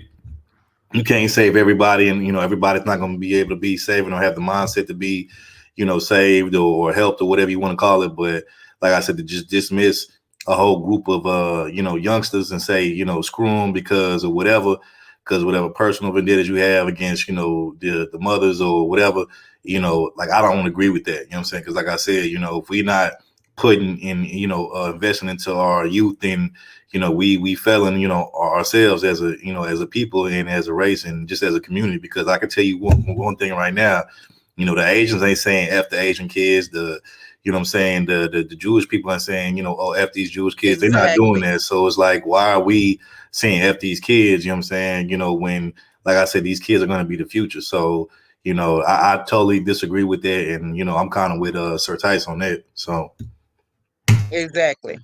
Hey, who is that at the corner over there on the left side, bottom left? Beach. That's Beach. Okay, what's that? You got something to say, What you Beach? got? You there, Beach? I don't know if she having mic issues or whatnot, but welcome, Beach. We appreciate you for coming on to the panel. But Yeah, I was just gonna say real quick, like I was saying, I'm sorry, like I said, y'all. I was oh, over there, okay. y'all. I'm sorry. I was changing my sheets doing, and I couldn't run over here and take it off mute fast enough. Sorry about that, guys. So, No, so I'm do you listening. think you agree with the brother suing Black Lives Matter, Michael Brown Sr.? But that money, yeah, they cut. It's so. I mean, Speechless. Right. Speeches like a motherfucker. It's so many people. I remember, I think I was on my live and I was in the car because y'all know I've been a lot in the car cutting up, doing up, and I pulled up. It Yes, was you like have. I remember it was on the side of the road and I saw some little outfits. I said, "Oh, what they got going on here? Let me go pull up over here and see what they selling. You know, let me see what y'all doing over here."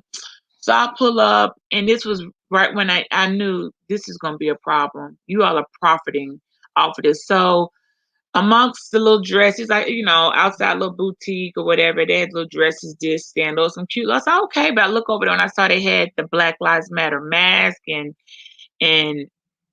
shirts and you know, merch. Well, I shouldn't say paraphernalia, but merch or whatever. And I was like, I remember that day I felt some type of way. Like, I don't think so. If so, this what we doing? Like, it ain't like they were giving them away. Like, okay, this no, please take it. You know, like say you buy something and as part of your purchase, someone gave you that, you know, to wear, because it really doesn't take that much money to make those masks. You order a big bulk for, let's say, $20 with no print, you know, and you print on the things yourself. Very simple. It's not. It definitely was profitable. Now, not so much because everybody start figuring out how to do it, or you know, or whatever. But at the beginning, people that knew how to make the mask, or they could just order it already made and then put their, you know, staple on their own letters. But that being said, I just remember feeling some type of way, like, so how much? And I remember asking, I said, "Oh, how much are those?" And I don't remember if it was 10 or 20, but whatever, something. I was like, I don't think y'all should be, y'all making money. And they had another one like I Can't Breathe mask too. And I just felt Yeah, I like don't like that. y'all profiting off of someone loved one's death, and the death of not just one person, all the people that didn't make the headlines and all that. I feel some type of way, and I'm like, I would never. I don't own any, you guys. I don't own a single thing. If you give me something like that, I'm not gonna wear it. I just feel like people turned it into a trend. Like, this ain't no Gucci. This ain't Gucci. Like, when did Black Lives Yeah, they Matter? were wearing Next is gonna be a belt. hands up, don't shoot at the club. They were wearing at the club. So Beach, Right. Look, when Beach. y'all see a Gucci looking belt that say Black Lives with a B and an L and an M with a Gucci Right, yeah. made into a Gucci belt, we lost. We really had a loss in Dang, this world. tell me about it. They got, Beach, I'm let me like, ask you this is this. gonna be dresses. Yeah, I know it's about to warm Beach, up let now. me So ask you why this. it's gonna be some little dresses that say Black Lives Matter, cute little. I'm like, they finna turn this into a whole merchandise line. So Let me ask you this, Beach. Off of that. Let me ask you this, Beach. So with everything that you just said, do you think that the parents deserve some kind of like payout or some kind of like, you know, compensation for that? Yes, they do. Yes, they do. And they weren't even thinking like that. But when you look around and everywhere they go, it's like, y'all profiting off of oh my God, I do. I really do. And it's not even like the people who were selling it was like, you know what? That family has a cash app for every, you know, stay ethically or morally. If I was actually making something like that, I would definitely say, I'm sorry, 20 whatever percent of my or half of my profit, I'm cash apping to this family because I'm making money off of your tragedy. And morally, you should have a moral compass that should make you feel somewhere like that's blood money. So you walk around here profiting off blood money. It sounds like the Democrats. It sounds like the Democrats in the black church. If you ask me about it. Exactly. Yeah, to be honest, I don't like the church. Like, I'm religious, but I don't like the church and its institution. That's your first problem, B. If that's your name, I apologize. Is you have morals and ethics. You okay? And I'm Mm-hmm. not. That's what it is. I was trying to post a Yeah, picture there's a and do a line. We share talk screen. yeah, we talk a lot of stuff. Mm. You Oh, he got it. must have dropped out. Okay. Well, I was Yeah. gonna say also when Donald Trump called them a terrorist group, everybody got mad. I'm like, how y'all getting mad? They ain't doing nothing for us. They allow people to destroy other black businesses. That's But what they see, did let me in say this. Ferguson. Because I was live, I was out there marching. They was out there tearing up people's stuff. Let me say this though, Brandon. Let me say this. Here's what I don't understand about a lot of black folks. Anytime I'm gonna go there. Fuck it. Let me say it. You know, I'm about to make some people mad or whatnot. But here's the thing. I noticed that a lot of black folks, we fall for anything. And I'm gonna explain what I mean by that. So anytime you put the word black in front of something, black folks automatically assume that means that that's something for us. And truth be told, a lot of times we be getting baited into, situations that's not for us. Like, for instance, if you really go look at the Black Lives, well, let's just say this. If you looked at the Black Lives Matter website when it first came out, when they first posted it, because they've made some changes to it since then. But if you looked at the Black Lives Matter website from the beginning, when it first came out, it clearly stated that, number one, it's not about the black traditional families. I think one of the things that it said in there is they wanted one of the goals of Black Lives Matter was to destroy or replace the nuclear family. The nuclear family, basically meaning that they don't necessarily believe in the man and the woman per se, that they believe in all this other stuff. And look, I'm not here to bash, sexual alternative lifestyle groups. If that's what you want to do your business, that's fine. But to me, why are we supporting something that doesn't support tradition? Number one. Two, if you really do some digging and some research and see who's behind Black Lives Matter, you'll see that it's a guy named George Soros, who's not a black guy, number one. And if you look up his track record isn't good with black folks at all by any means. So my thing is like, like I said, we just fall for anything. We don't do our research behind the scenes on who's supporting it, who's funding it. All we do is we say, oh, this says black people and black people matter and all this stuff, so we're gonna support it.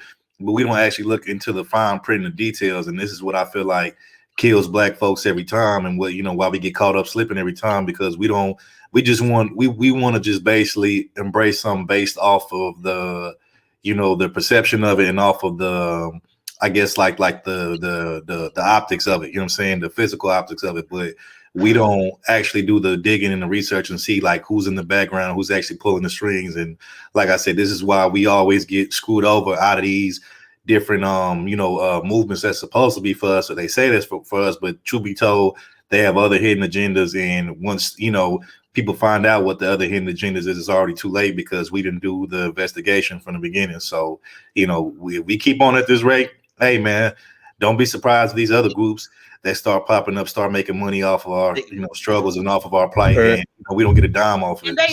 Another one was the hashtag Me Too. That was another one too. They already making money off us, y'all. Some, black women the too. hair from everything that they're all making money off us. I mean, not the Black Lives Matter. That's that spectrum, but you got to look at all the hair. We are not dominating, and we're in the last place as far as actually knowing how to get even the fibers. Yeah, your homegirl may know how to put a wig together, but she don't know how to go get the proper fibers, the silks, how to do all of that. The other people are running that, and I've always said, it's us that's wearing the hair. We really should be the ones who had somebody should have sent somebody in our culture who went and educated us on, like, hold on, these are how to find the hairs. We wouldn't know how to even get those hairs and take it back. Like, I wish we could take back what we're pretty much letting everybody else get rich off of us. Like, I wish we could. Somebody would go back and study the art of. Wait, somebody got some bad feedback. I don't know. Somebody need to mute up. Let me just respond to Beach real quick. Okay, could you just mute up real quick, bro? I need you to mute up real quick. Okay, so here's the thing. I hear you, Beach. I hear what you're saying, but here's the thing. The problem with what you're saying is that, I see a lot of times, and I just got to be real on this shit.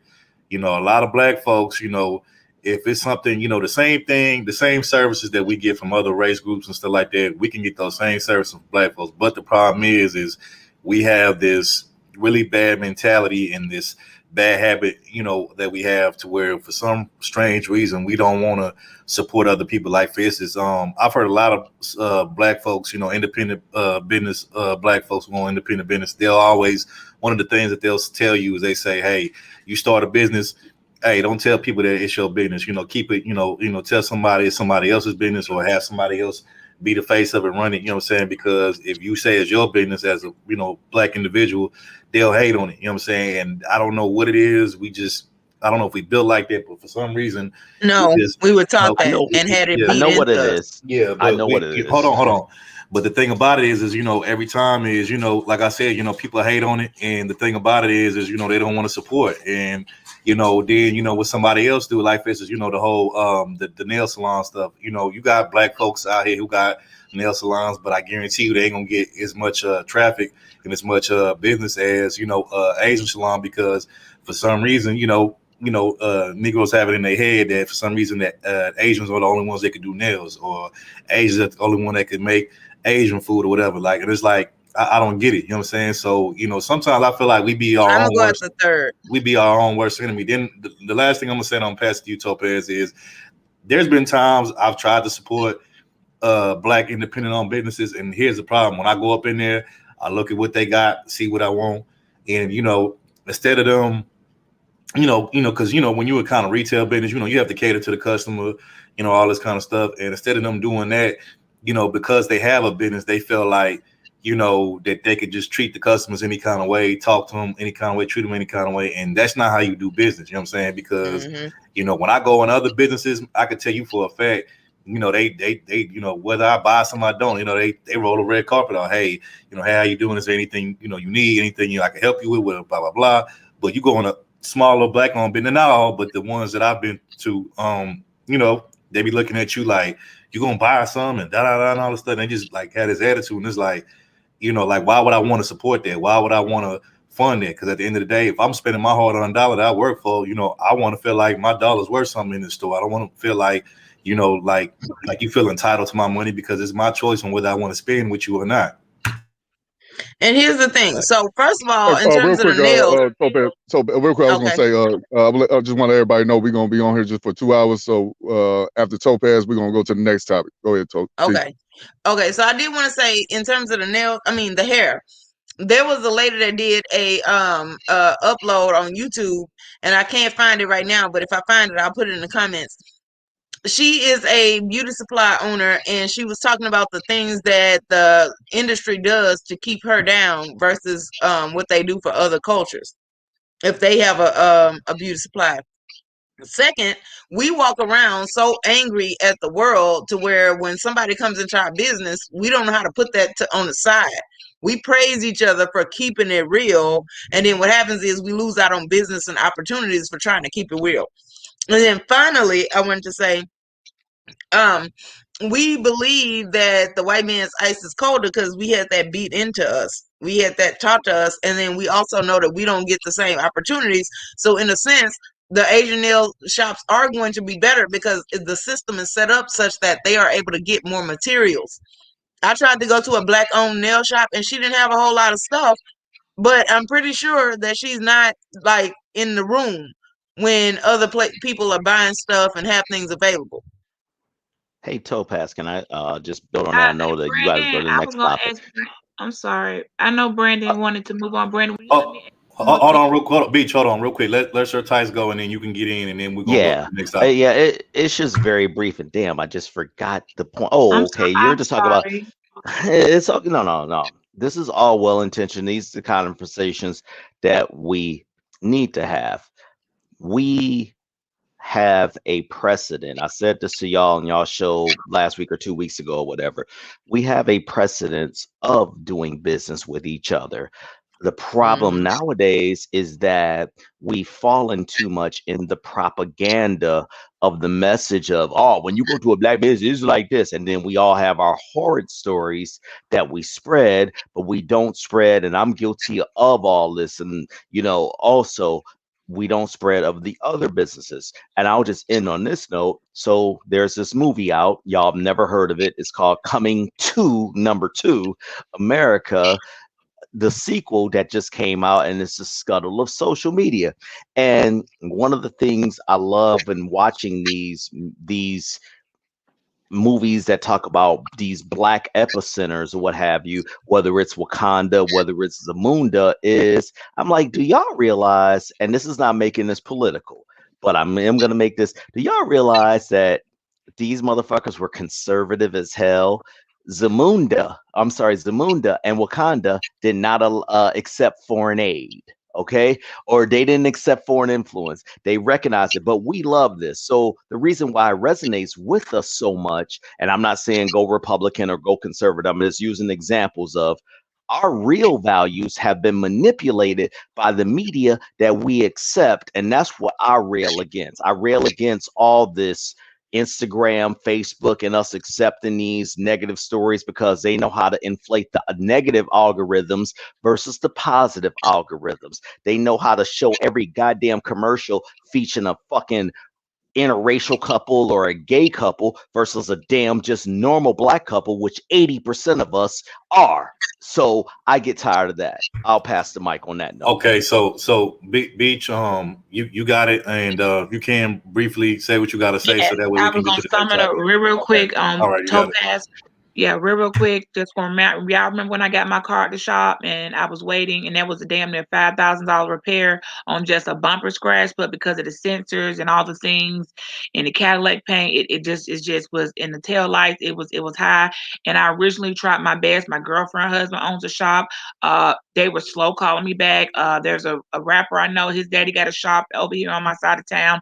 They were trying to cut corners, talking about, well, you don't gotta have to use the Cadillac paint to make it kind of match. And I'm like, no, I want the paint to match. I ain't trying to cut corners and pocket no money. I want it done like how it looked when I drove off the lot. And I just wanted to say, ultimately, y'all, it ended up having to go to a white-owned business, which was the top-rated car repair shop for luxury cars in the city. Not only did they do a great job, they added some other things in it. They caught some other stuff, didn't charge me for it. And my sensors are back like brand new like they were before. And I just wanted to say it's a shame that I did try twice to go to my people for work, and not only were they slack in being prompt, and have you ordered, like, start getting on even the checking the price of the parts.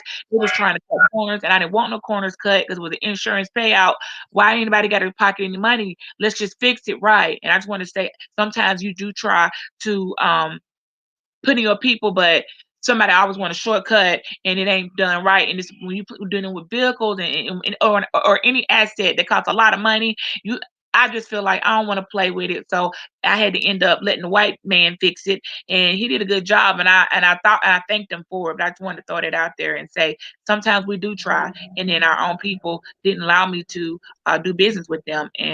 But that's all I got to say. Thank you. Yeah, I'm just letting y'all know. I ain't trying to rush nobody. You know what I'm saying? We got this little interview going on with Brother Rollo. I think they said 9 o'clock Eastern, I believe. So that's why we kind of going a little fast on this one. But anyways, the next topic I got, man. Did y'all see that Michelle Obama interview with, I ain't going to say daughter, but I'm going to say Dwayne Wade's child? Did y'all see that? No, hold on, bro. Call him a son, bro. He's a boy. That boy, bro. I don't care. On YouTube, YouTube, he is a boy. You call him what he want to be. That's a boy. That's a boy, bro. Fuck out of here. That's a motherfucker. Hey, if y'all haven't seen it, I want to give y'all a little snippet. So Topaz, if you can, please put up that moist ass video. Excuse me, I mean video up. All right. I didn't hear. Y'all see Brandon be doing the most, but okay, hold on. I mean, I am just so proud of you, I'm walking away. Being just an amazing role model and embracing your truth, right? You're already doing this. So maybe this is for some other young people that are listening. But let me just say, it does take time to know what your self is, for young people. So my first piece of advice is be patient with yourself. Number one, at your age or in the teenage years and probably through your 20s, you're going to be experimenting with so many versions of yourself, right? All young people are trying on different versions, different voices. They're learning more about their intellect. They're learning about what they love, what they're good at, what they like. This is the period of exploration, right? And sometimes we put too much pressure on teenagers to know who you're going to be. Like, what do you want to be when you grow up? Right. That's what I write. It was a question that I hated. It's like, how am I supposed to? I'm 13. I'm 12. You're not supposed to know yet. Hey, but I know everybody want to go in this, but let me just say this real quick. My problem with this, man, I ain't trying to go at the child, you know what I'm saying? I'm more mad at the parents because ain't no way my child, I don't care what it is. If my child say, hey, I want to be a Crip dad, hell no, you ain't gonna be no Crip in my house. Dad, I want to be a girl. Hell no, you ain't gonna put on no dress. You're a boy. Right. You're gonna be a grown man. But hey, if when you get out of my house under my roof, you can do whatever you want. Hey, that's on you. But this real quick, this is the thing I got a problem with, man. I had just saw a video. Actually, I posted on my channel. It was a bunch of people coming up with this new sexuality called super straight. So anyways, during the video, it's a black woman who's speaking out against it, saying, why y'all doing this? Y'all some transphobic type of people, you know what I'm saying? Y'all are ignorant against these people. I'm like, why is it always black women trying to cape for the LGBT? Not all, I'm not saying all, because I know Topaz and Beast, they against that. But I'm just going to say real quick, but this is my thing. What's crazy is when a white woman, let's say Kim Kardashian, want to look black. Everybody got a problem with that. But when a black boy or a black male want to be a black woman, nobody has no issue with it. That's always weird to me. But I just never see a bunch of women going at black men, or I mean black males that want to be, you know, transphobe, want to be trans women or something. They never got it. They always cape for them. They support it. But when a white woman want to act black, it's an issue. All of a sudden, it's cultural appropriation or culture vulture, whatever they call it. So that's what always been my issue. But as far as Obama talking about this girl, she proud of this child trying to be a girl. This child didn't save nobody's life. I mean, I can see if the child has a great a bunch of A's on the report card or something. You're just proud of her or him trying to be a girl. This is proud. What the hell's going on in this society? Hey, let me you know add on to what you said. So I agree with everything you just said, bro. And to add on to what you said, my thing is this: at the end of the day, like I said, people could choose to do what they want to do, be who they want to be. But my thing is this: we talking about a child here. We're not talking about a grown individual. If this was a grown individual, you know, outside of their parents' house, then hey, do you, be you, you know, affiliate with whatever you want to do or whatever. Like I don't care. But my thing is, at the end of the day, why are we allowing kids that can't even, you know, fend for themselves and do for themselves to tell us what sexual orientation they want to be and or what they feel like, when at the end of the day you're born who you are, you know what I'm saying, at the end of the day. And like I said, you know, to what Brandon's point, you know, if you want to do that once you get outside of my household, okay, cool, whatever. But at the end of the day, like, I'm not, if you a boy and you move and operate like a boy and you look like a boy, like, I'm gonna address you as a boy. I'm not gonna be addressed as no damn girl. You're not gonna be wearing no you know, skirts and none of that type of stuff around me. Like, we're not gonna be doing that. Like, I'm not gonna be condoning that type of stuff. You know what I'm saying? Now, I'm not gonna down you. I'm not gonna, you know, I'm gonna do none of that. But again, I'm not gonna support and aid that shit neither. You know what I'm saying? And my thing is this: at the end of the day, why can't kids just be kids? Why do kids have to?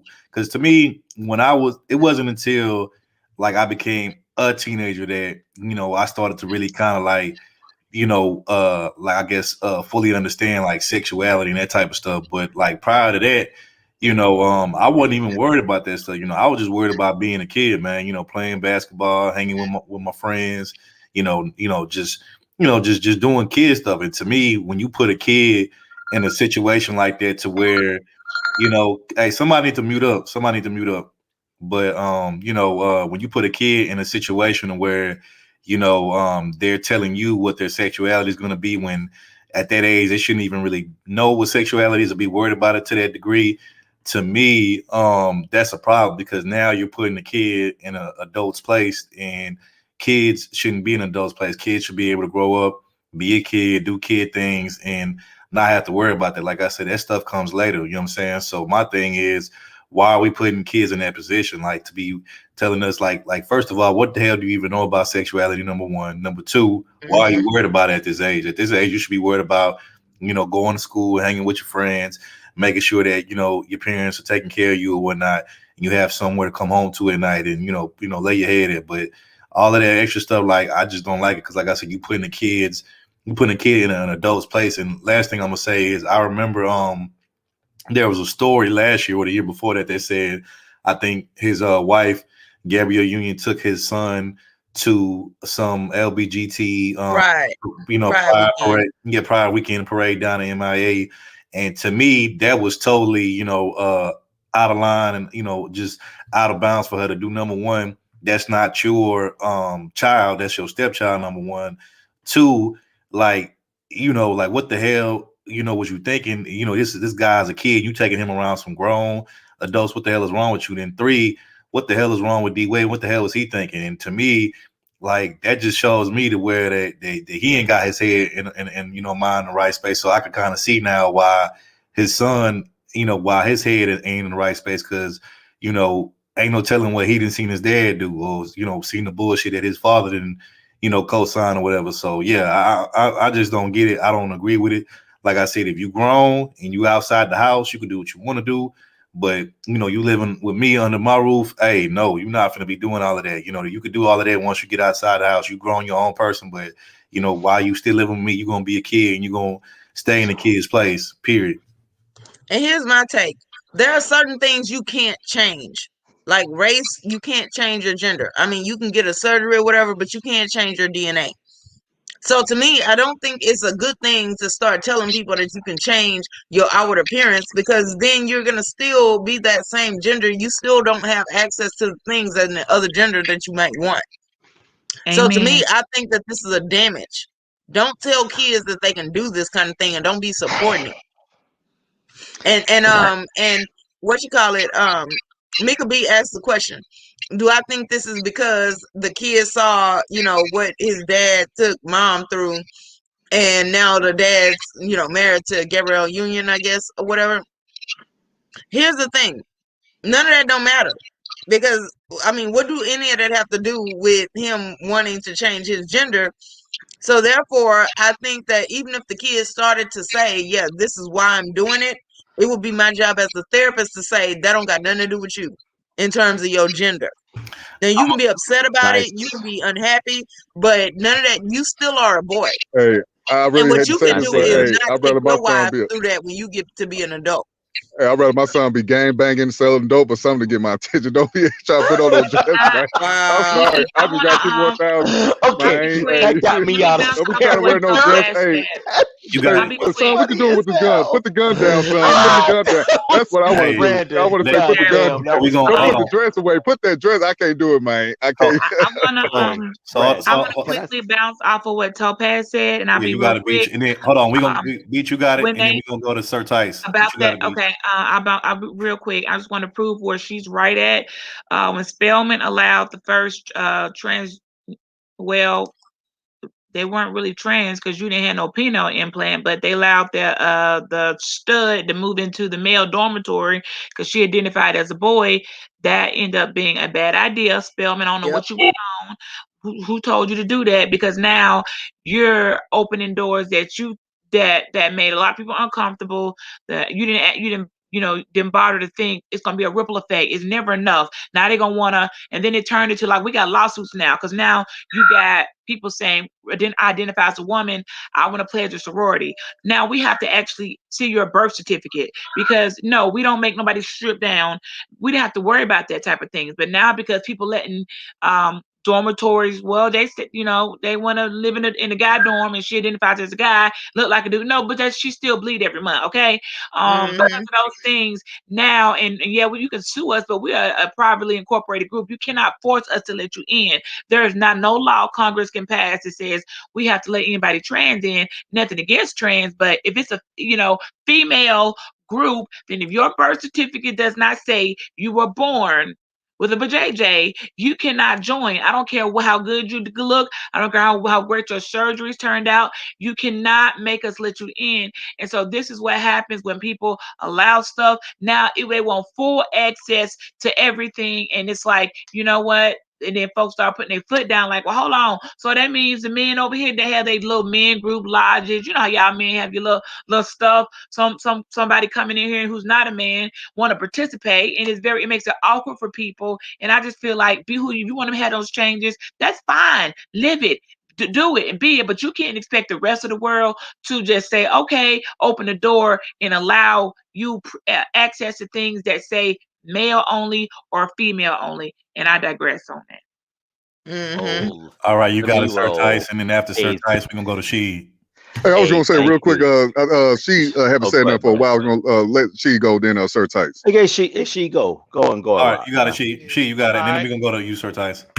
All right, that's cool. I mean, I have boys, and to see one of my boys come up there, act a certain way with me like that, I take strong offense to it. That falls on me as a man, that I ain't been doing what I feel I need to be doing for my son to even try to recognize or something like that. So that means I need to put him around more men, do more manly stuff with him, because ultimately what make him have those feelings of, wanting to be a girl and you a boy, and with him doing that, I see where Tyson was going with it when he was going after Boosie about that. But you got to understand that shows what type of environment, how was somebody influencing him to be that way, and I don't like that, man. I mean, like I said, I got boys, they about 10, so put me in a situation and look at something like that. I'm with Brandon. When you get 18, you can do what you want, but when you're in my house, my rules, or you got to go. I mean, I just can't cut for it, man. I don't know. I just can't cut for it. Go ahead. Right. To piggyback off Sheed, that's a shit that I don't like. Now, that said, whatever. Isn't it funny how the people who had the most standards, or should I say the group that had the most standards, that would be us Black people, are now the ones who are promoting things with the least standards. This is exactly why I rail against Black so-called Hollyweird, Gabrielle Union, Will and Jada. And now we have the motherfucking the former first lady promote of all the motherfucking things that she could promote, where there's a kid who grew up in the hood who became this, who's a masculine man or a feminine woman. Of all the motherfucking things they could promote, they find this obscure, or is it obscure? But they find this obscure ass, feminized ass little boy and is trying to push this shit. And then when we speak out on this shit, and I'm dead fucking serious, now no effect, this is why shows like this is important. When we speak out on this shit, we the ones who cancel. We the ones who don't get it, or we don't understand, or we didn't know. Like we didn't come up in this same fucking shit. Are you out of your fucking mind? What they're trying to do, I shouldn't say trying, what they doing, they've already broken down the families, because that was our core. They realize, okay, god damn, we broke down the families and these motherfuckers can still succeed and thrive. Okay, we got to come after their men now. Now, you the man that said, hey, dude, listen, do what you do or whatever, but as an adult, don't come to these fucking kids preaching this message. But god damn it, the former first lady of the world, all girls matter or whatever and all this, she's promoting this. But hey, we just dumbass conspiracy theorists. I'll just pass the mic. I'm done. Hey, let me say this real quick. Hey, hold on, real quick. I want to read what Doug just put up on the screen, because you know what, I have to agree with Doug on this. Shout out to my brother Doug. But Doug in the comments says, mark my words, in 10 years, single mothers will be a commodity, because it may be hard to distinguish natural born women, especially with gender changes on birth certificates. Hey, you know what, bro? I can't even disagree with you on that. That's 100% facts. I mean, it's sad that that's, it's going to come down to, you could do the whole gender changes on birth. Like, to me, that is sad. You know what I'm saying? So, it just goes to show you, man, what type of world that we living in. But Third, what do you think What do you think about the point that I was just raising? Not to discount what the brother Doug, the greatest moderator of YouTube, shout out. But what do you think about how they're using these so-called media figures to promote this? I mean, it doesn't surprise me because I mean this has been going on for quite a like Faces. I don't know if y'all seen this, but I don't really watch TV like that anymore. I mostly my form of entertainment is YouTube, but like every now and then, if I do turn on my TV, it'll be strictly for sports, you know, football, basketball, that type of thing. So one day I was watching I think it was during football season when NFL was on. I was watching it was NFL Sunday, watching the different games, and a commercial came on, and it was an Old Navy commercial. And in the Old Navy commercial, you had I know the commercial. Yes, you had. I'm not sure. I'm not sure if that was RuPaul or some nigga that looked like RuPaul, but there it was.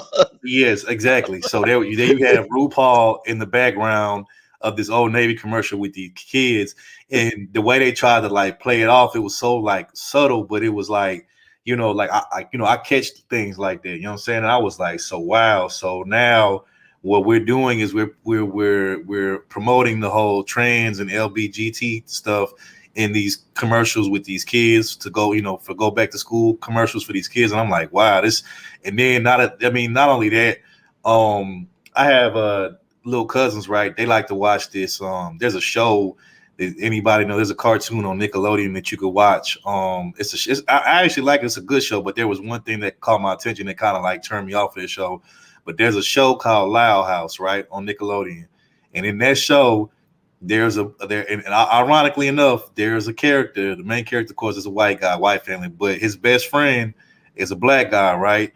And his best friend, that happens to be a black boy, has two fathers, and they live together. Wow. They love on each other, and you know, it's just very just out there and blatant. And then the main character, who's a white guy, his sister is, you know, she pretty much, you know, she likes women, and it's just so like they try to like put it in there so subtly, and it's like, damn, is this what was going on? And I think like probably a month or two ago, I think they said like, you know, Nickelodeon, the company was celebrating the whole LGBTQ month, and they said something about that SpongeBob, you know, was the first, you know, quote unquote, you know, sexual alternative lifestyle Nickelodeon character or whatever. And I'm like, since when was Sponge? Like, I never knew that cartoon characters had sexual orientation. I just thought it was just supposed to be a cartoon, and you know, kids were supposed to watch it and, you know, just, you know, be entertained. But like now they even pushing this shit,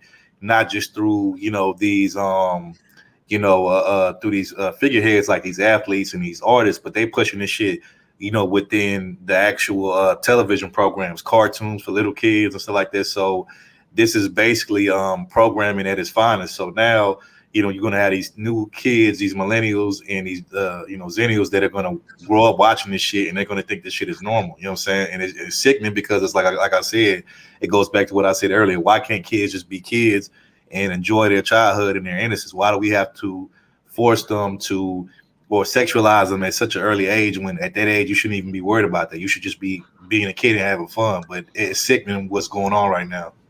Hey, can I say this briefly? I'm sorry, I didn't mean to jump in front.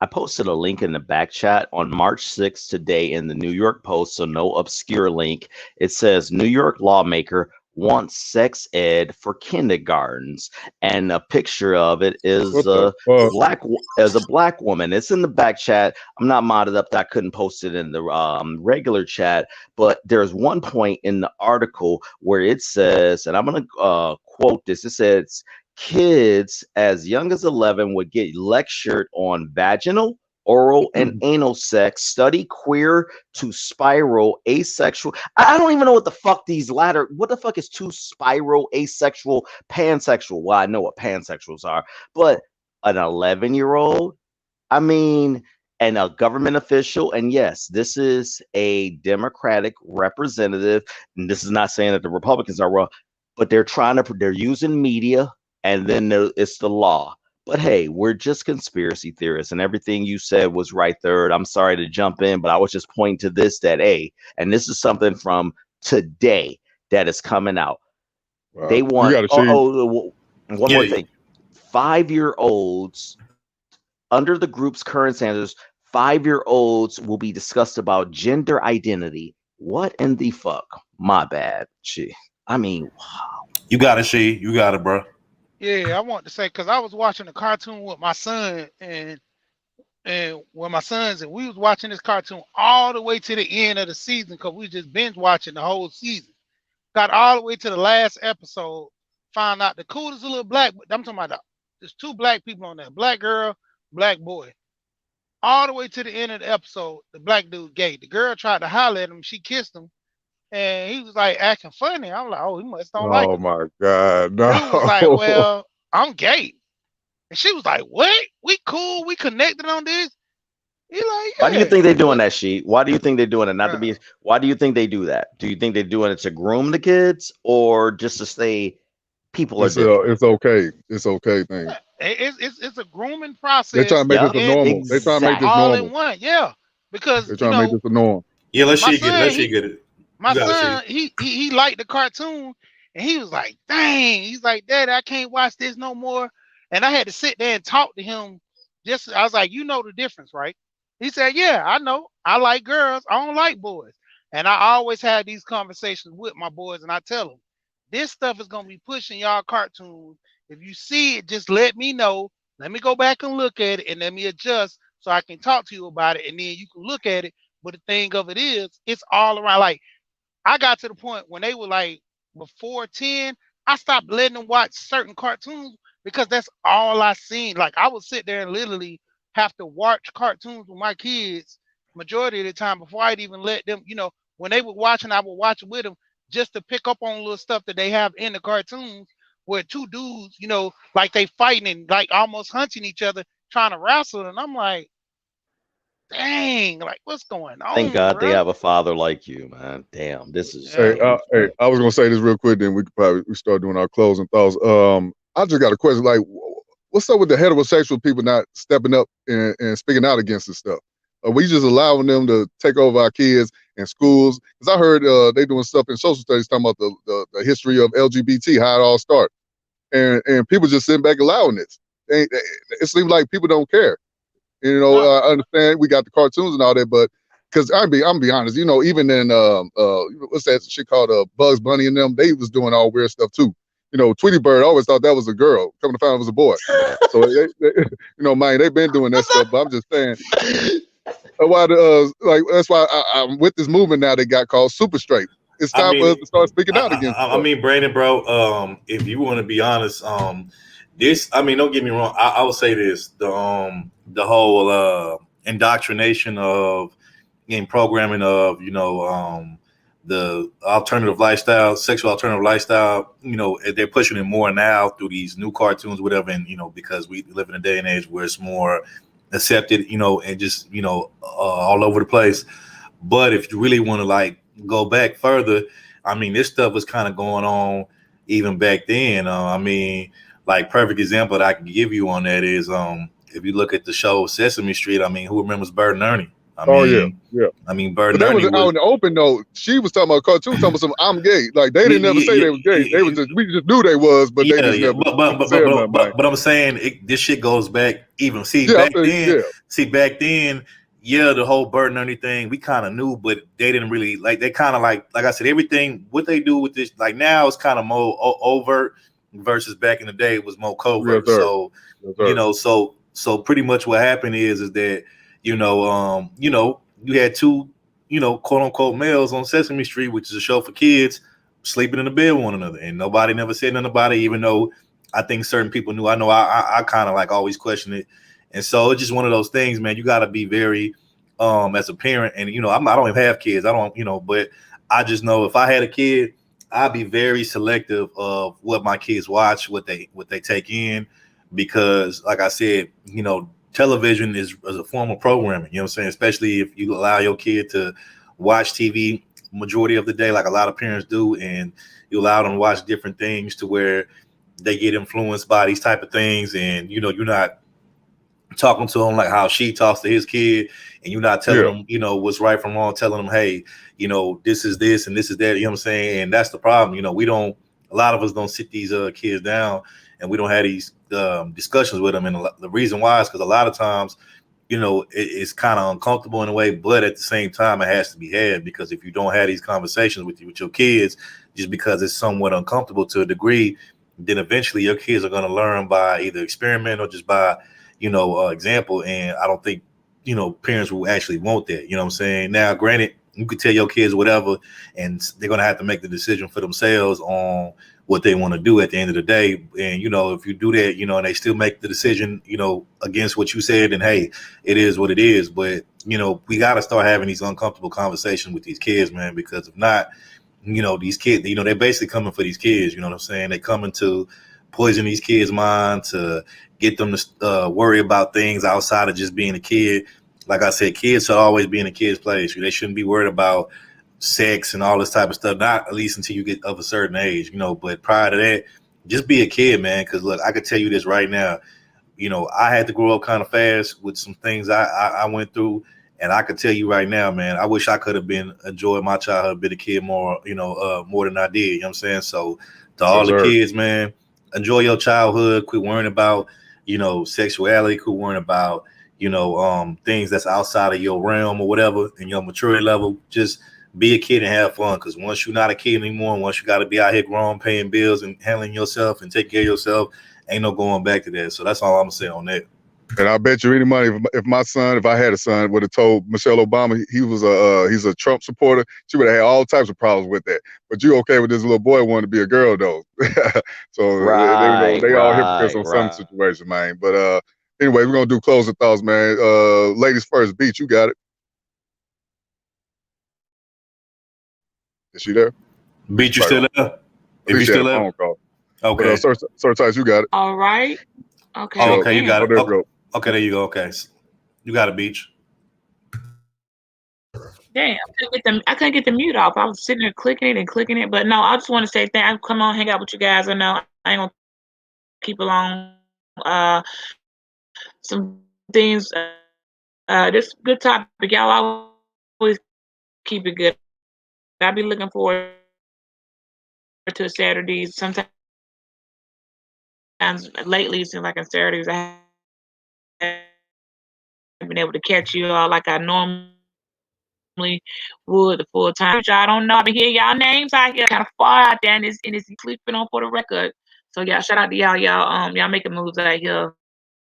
People trust me. You're all of you all are well. You don't know. So if people copying, I'm gonna stop stealing they swag. I'm watching y'all. Get your own content. Stop talking about it. You know, that's what pretty much people do. Listen to y'all, and next thing I know, people about a damn near having the same. Beat you Borgin. I thought you were gonna stop by time. But that's okay. Yeah, What you doing? Bro, I thought that was me. Beat you Borgin bad, bro. Okay, I'm gone. Yeah, but we heard it. We got the gist of what you were saying, but we appreciate you. Appreciate it, sis. Appreciate you supporting the channel all the time. Showing love, supporting the channel. You got it, Sir Tice. You got it. Well, for having me to. I'm fucking with you. hey, I thought my phone was like, damn, him too. Hey, Sir Tice, you ain't shit, bro. You ain't shit, bro. Come on, man. Really? I thought me, but no. Y'all know I love y'all. Hey, as always, y'all have some great conversations or what have you. So I'll be sending my tuition soon. Real quick, there was a story that came out this week of a Baltimore mother and her son had missed 200 plus days, close to 300 days of school, and she thought he was graduating, and he was in the top 50% of his class with a 0.13 average, and he was failing, and she was blaming the schools. And I'm using that as a context to say of what we going out, kind of even when Zabe joined. At the end of the day, we have these conversations set in our ways, our experiences are our experiences, but it's about these children, and that's what we have to do. Third had made a comment about when cats say in these spaces, "Fuck these kids," and I've made those jokes, and it's jokes from my context, but in reality, it is about these kids. The wisdom that we have is that we have the context of knowing history and knowing how to reach people who know more about history than we do and our experiences, and we can convey that to these kids. And it doesn't have to be our kids, it can be our nieces, nephews, or kids by proxy that we see doing good, because we know what the deal is. They are attacking them. These agendas are not, and I'm going on the overall theme of the show, these agendas are not about us, it's about our children. You can be a boy, you can be a girl, you can be this. Yes, you can be anything you motherfucking want to be, but do not be there trying to come at these babies, these 5 and 10 years old, trying to shape their reality or what have you. I don't give a fuck if you the goddamn first lady. I don't give a fuck if you Will Smith or whatever. Okay, we define our reality. Okay, and a boy is a boy, a girl's a girl. Now, whoever they're interested in on a personal, physical level, that's where it lies. It's behind the scenes. You don't have to advertise that. Why are they leading with that? And that just tells you it's an agenda. As always, Miss Topaz, want to thank you. My brother Third and Brandon, salute to you. Thank you all again. I'm gonna definitely be here next week or whatever. I love what y'all doing. Shout out to She, shout out to Miss Beach. I'm out. Thank you guys. Okay, thanks, Sir Tice. You got a big bro, She. All right, and I always try to support, even if I don't come through. I like to drop my contributions and everything. But when it come down to it, man, that's why I really started pushing my channel more along the lines, because I've already been doing this with family. And Ebo Sosa dropped one with his old lady, and I dropped one, just talking with my wife. And I'm gonna get into this whole thing with kids as well, because I don't see enough families being promoted in the space, because we have this whole gender war thing going on. But in the end, man, I always tell men, when the ladies come on the panel, man, put the sword down. Get an understanding. She got to understand why she act like this. You got to understand why you act like the way you act. Because at the end, if we're going to raise kids, we got to have some type of communication going on. We got to have some type of level of understanding. If me and you going through something, it ain't about us. If we get a divorce and I got to pay child support, as a man, I'm going to be there for my child regardless, And as that woman, I'm not letting her force me into anything. I'm not, if she want to put me on child support, threaten me, I put myself on child support. If she want to threaten me by not seeing my kids, go ahead. I just won't come around. But at the same time, I'm still putting my child support on there. I'm still going to check on them. If I can't check on them, I pay my child support and live my life, because nobody's not going to force me into, hindering me because of a situation with me and you got going on. It's about these kids. We got to give them a level of mind, understanding, the education, everything else. Because this whole gender fluid thing that they trying to push on these older, these kids now, they don't even want to be recognized as boys and girls. They just want to be recognized as a person. And I'm like, stop it. We're not going there, man. I'm not doing that with my family. There's people that talk about this stuff, but they rarely get the exposure how they talk about. They don't want this stuff around their kids. And I'm just gonna close with that. I appreciate that, She. Well, I just want to thank everybody for coming up here, man, showing support, contributing to the conversation all the topics we had. Next week, I want y'all to please pull up again, because we're gonna be talking about we're gonna be talking about suicide. That's another big topic we're gonna be discussing. So please come next week. And later on tonight, we're gonna be doing an interview with Rollo. Rollo, we're gonna be interviewing us on his channel. So please go sub to his channel and be on the lookout for the live show. So I'm pass the mic. Yeah, Can I appreciate add it. something real quick? I'm gonna Yeah, drop you got that it. down. You got it. She. That's just the name of the channel, Rollo. No, I'll put it in the chat. I'll put it back. I'll put it in again. It's Rollo's a person, but the name of the channel is WTHE then it's the word hell up 7, and it's all together. Wake the hell up 7, and we'll be over there. So yeah, I think Brandon just put the link in the chat. So yeah, it's in a link in the chat. Yeah. Yeah. Okay. I don't be moving in these spaces, but all right, I'm gonna drop down. Y'all Okay, have a bro. good night. Okay, and so everybody, appreciate everybody that came through. We appreciate everybody that hit the stream, that shared the stream. Shout out to Mika B for sharing the stream. Shout out to Sheep Stay Sleep for sharing the stream. Cool Jim, my brother Cool Jim 87, for sharing the stream. Appreciate to all the people that came up. Shout out to Beach. Shout out to She, Sir Tice, Brother X, Prophet of Thought Series. We appreciate y'all and everybody in the chat that came through. This live is kind of short today because we have a pretty much an interview later on tonight at 9:00 p.m. Eastern with my brother Rollo over at Wake the Hell Up 7 channel. Again, that's with my brother Rollo over at his channel at Wake the Hell Up 7 at 9:00 p.m. Eastern. So if you want to see us again tonight, pull up on Rollo's channel tonight over on Wake the Hell Up 7 at 9 p.m. Eastern, and we would love to see you over there. Again, we appreciate your support, and we'll definitely see y'all next week, and we will see y'all over on Rollo's tonight. Bye, everybody. I don't have any final thoughts. It's just, some things you got to say no to. Everything that you want or think about ain't a good option to follow. So, you got anything, Brandon? No, that's it. I already said my piece. Okay. Well, bye, y'all. See y'all later. Peace.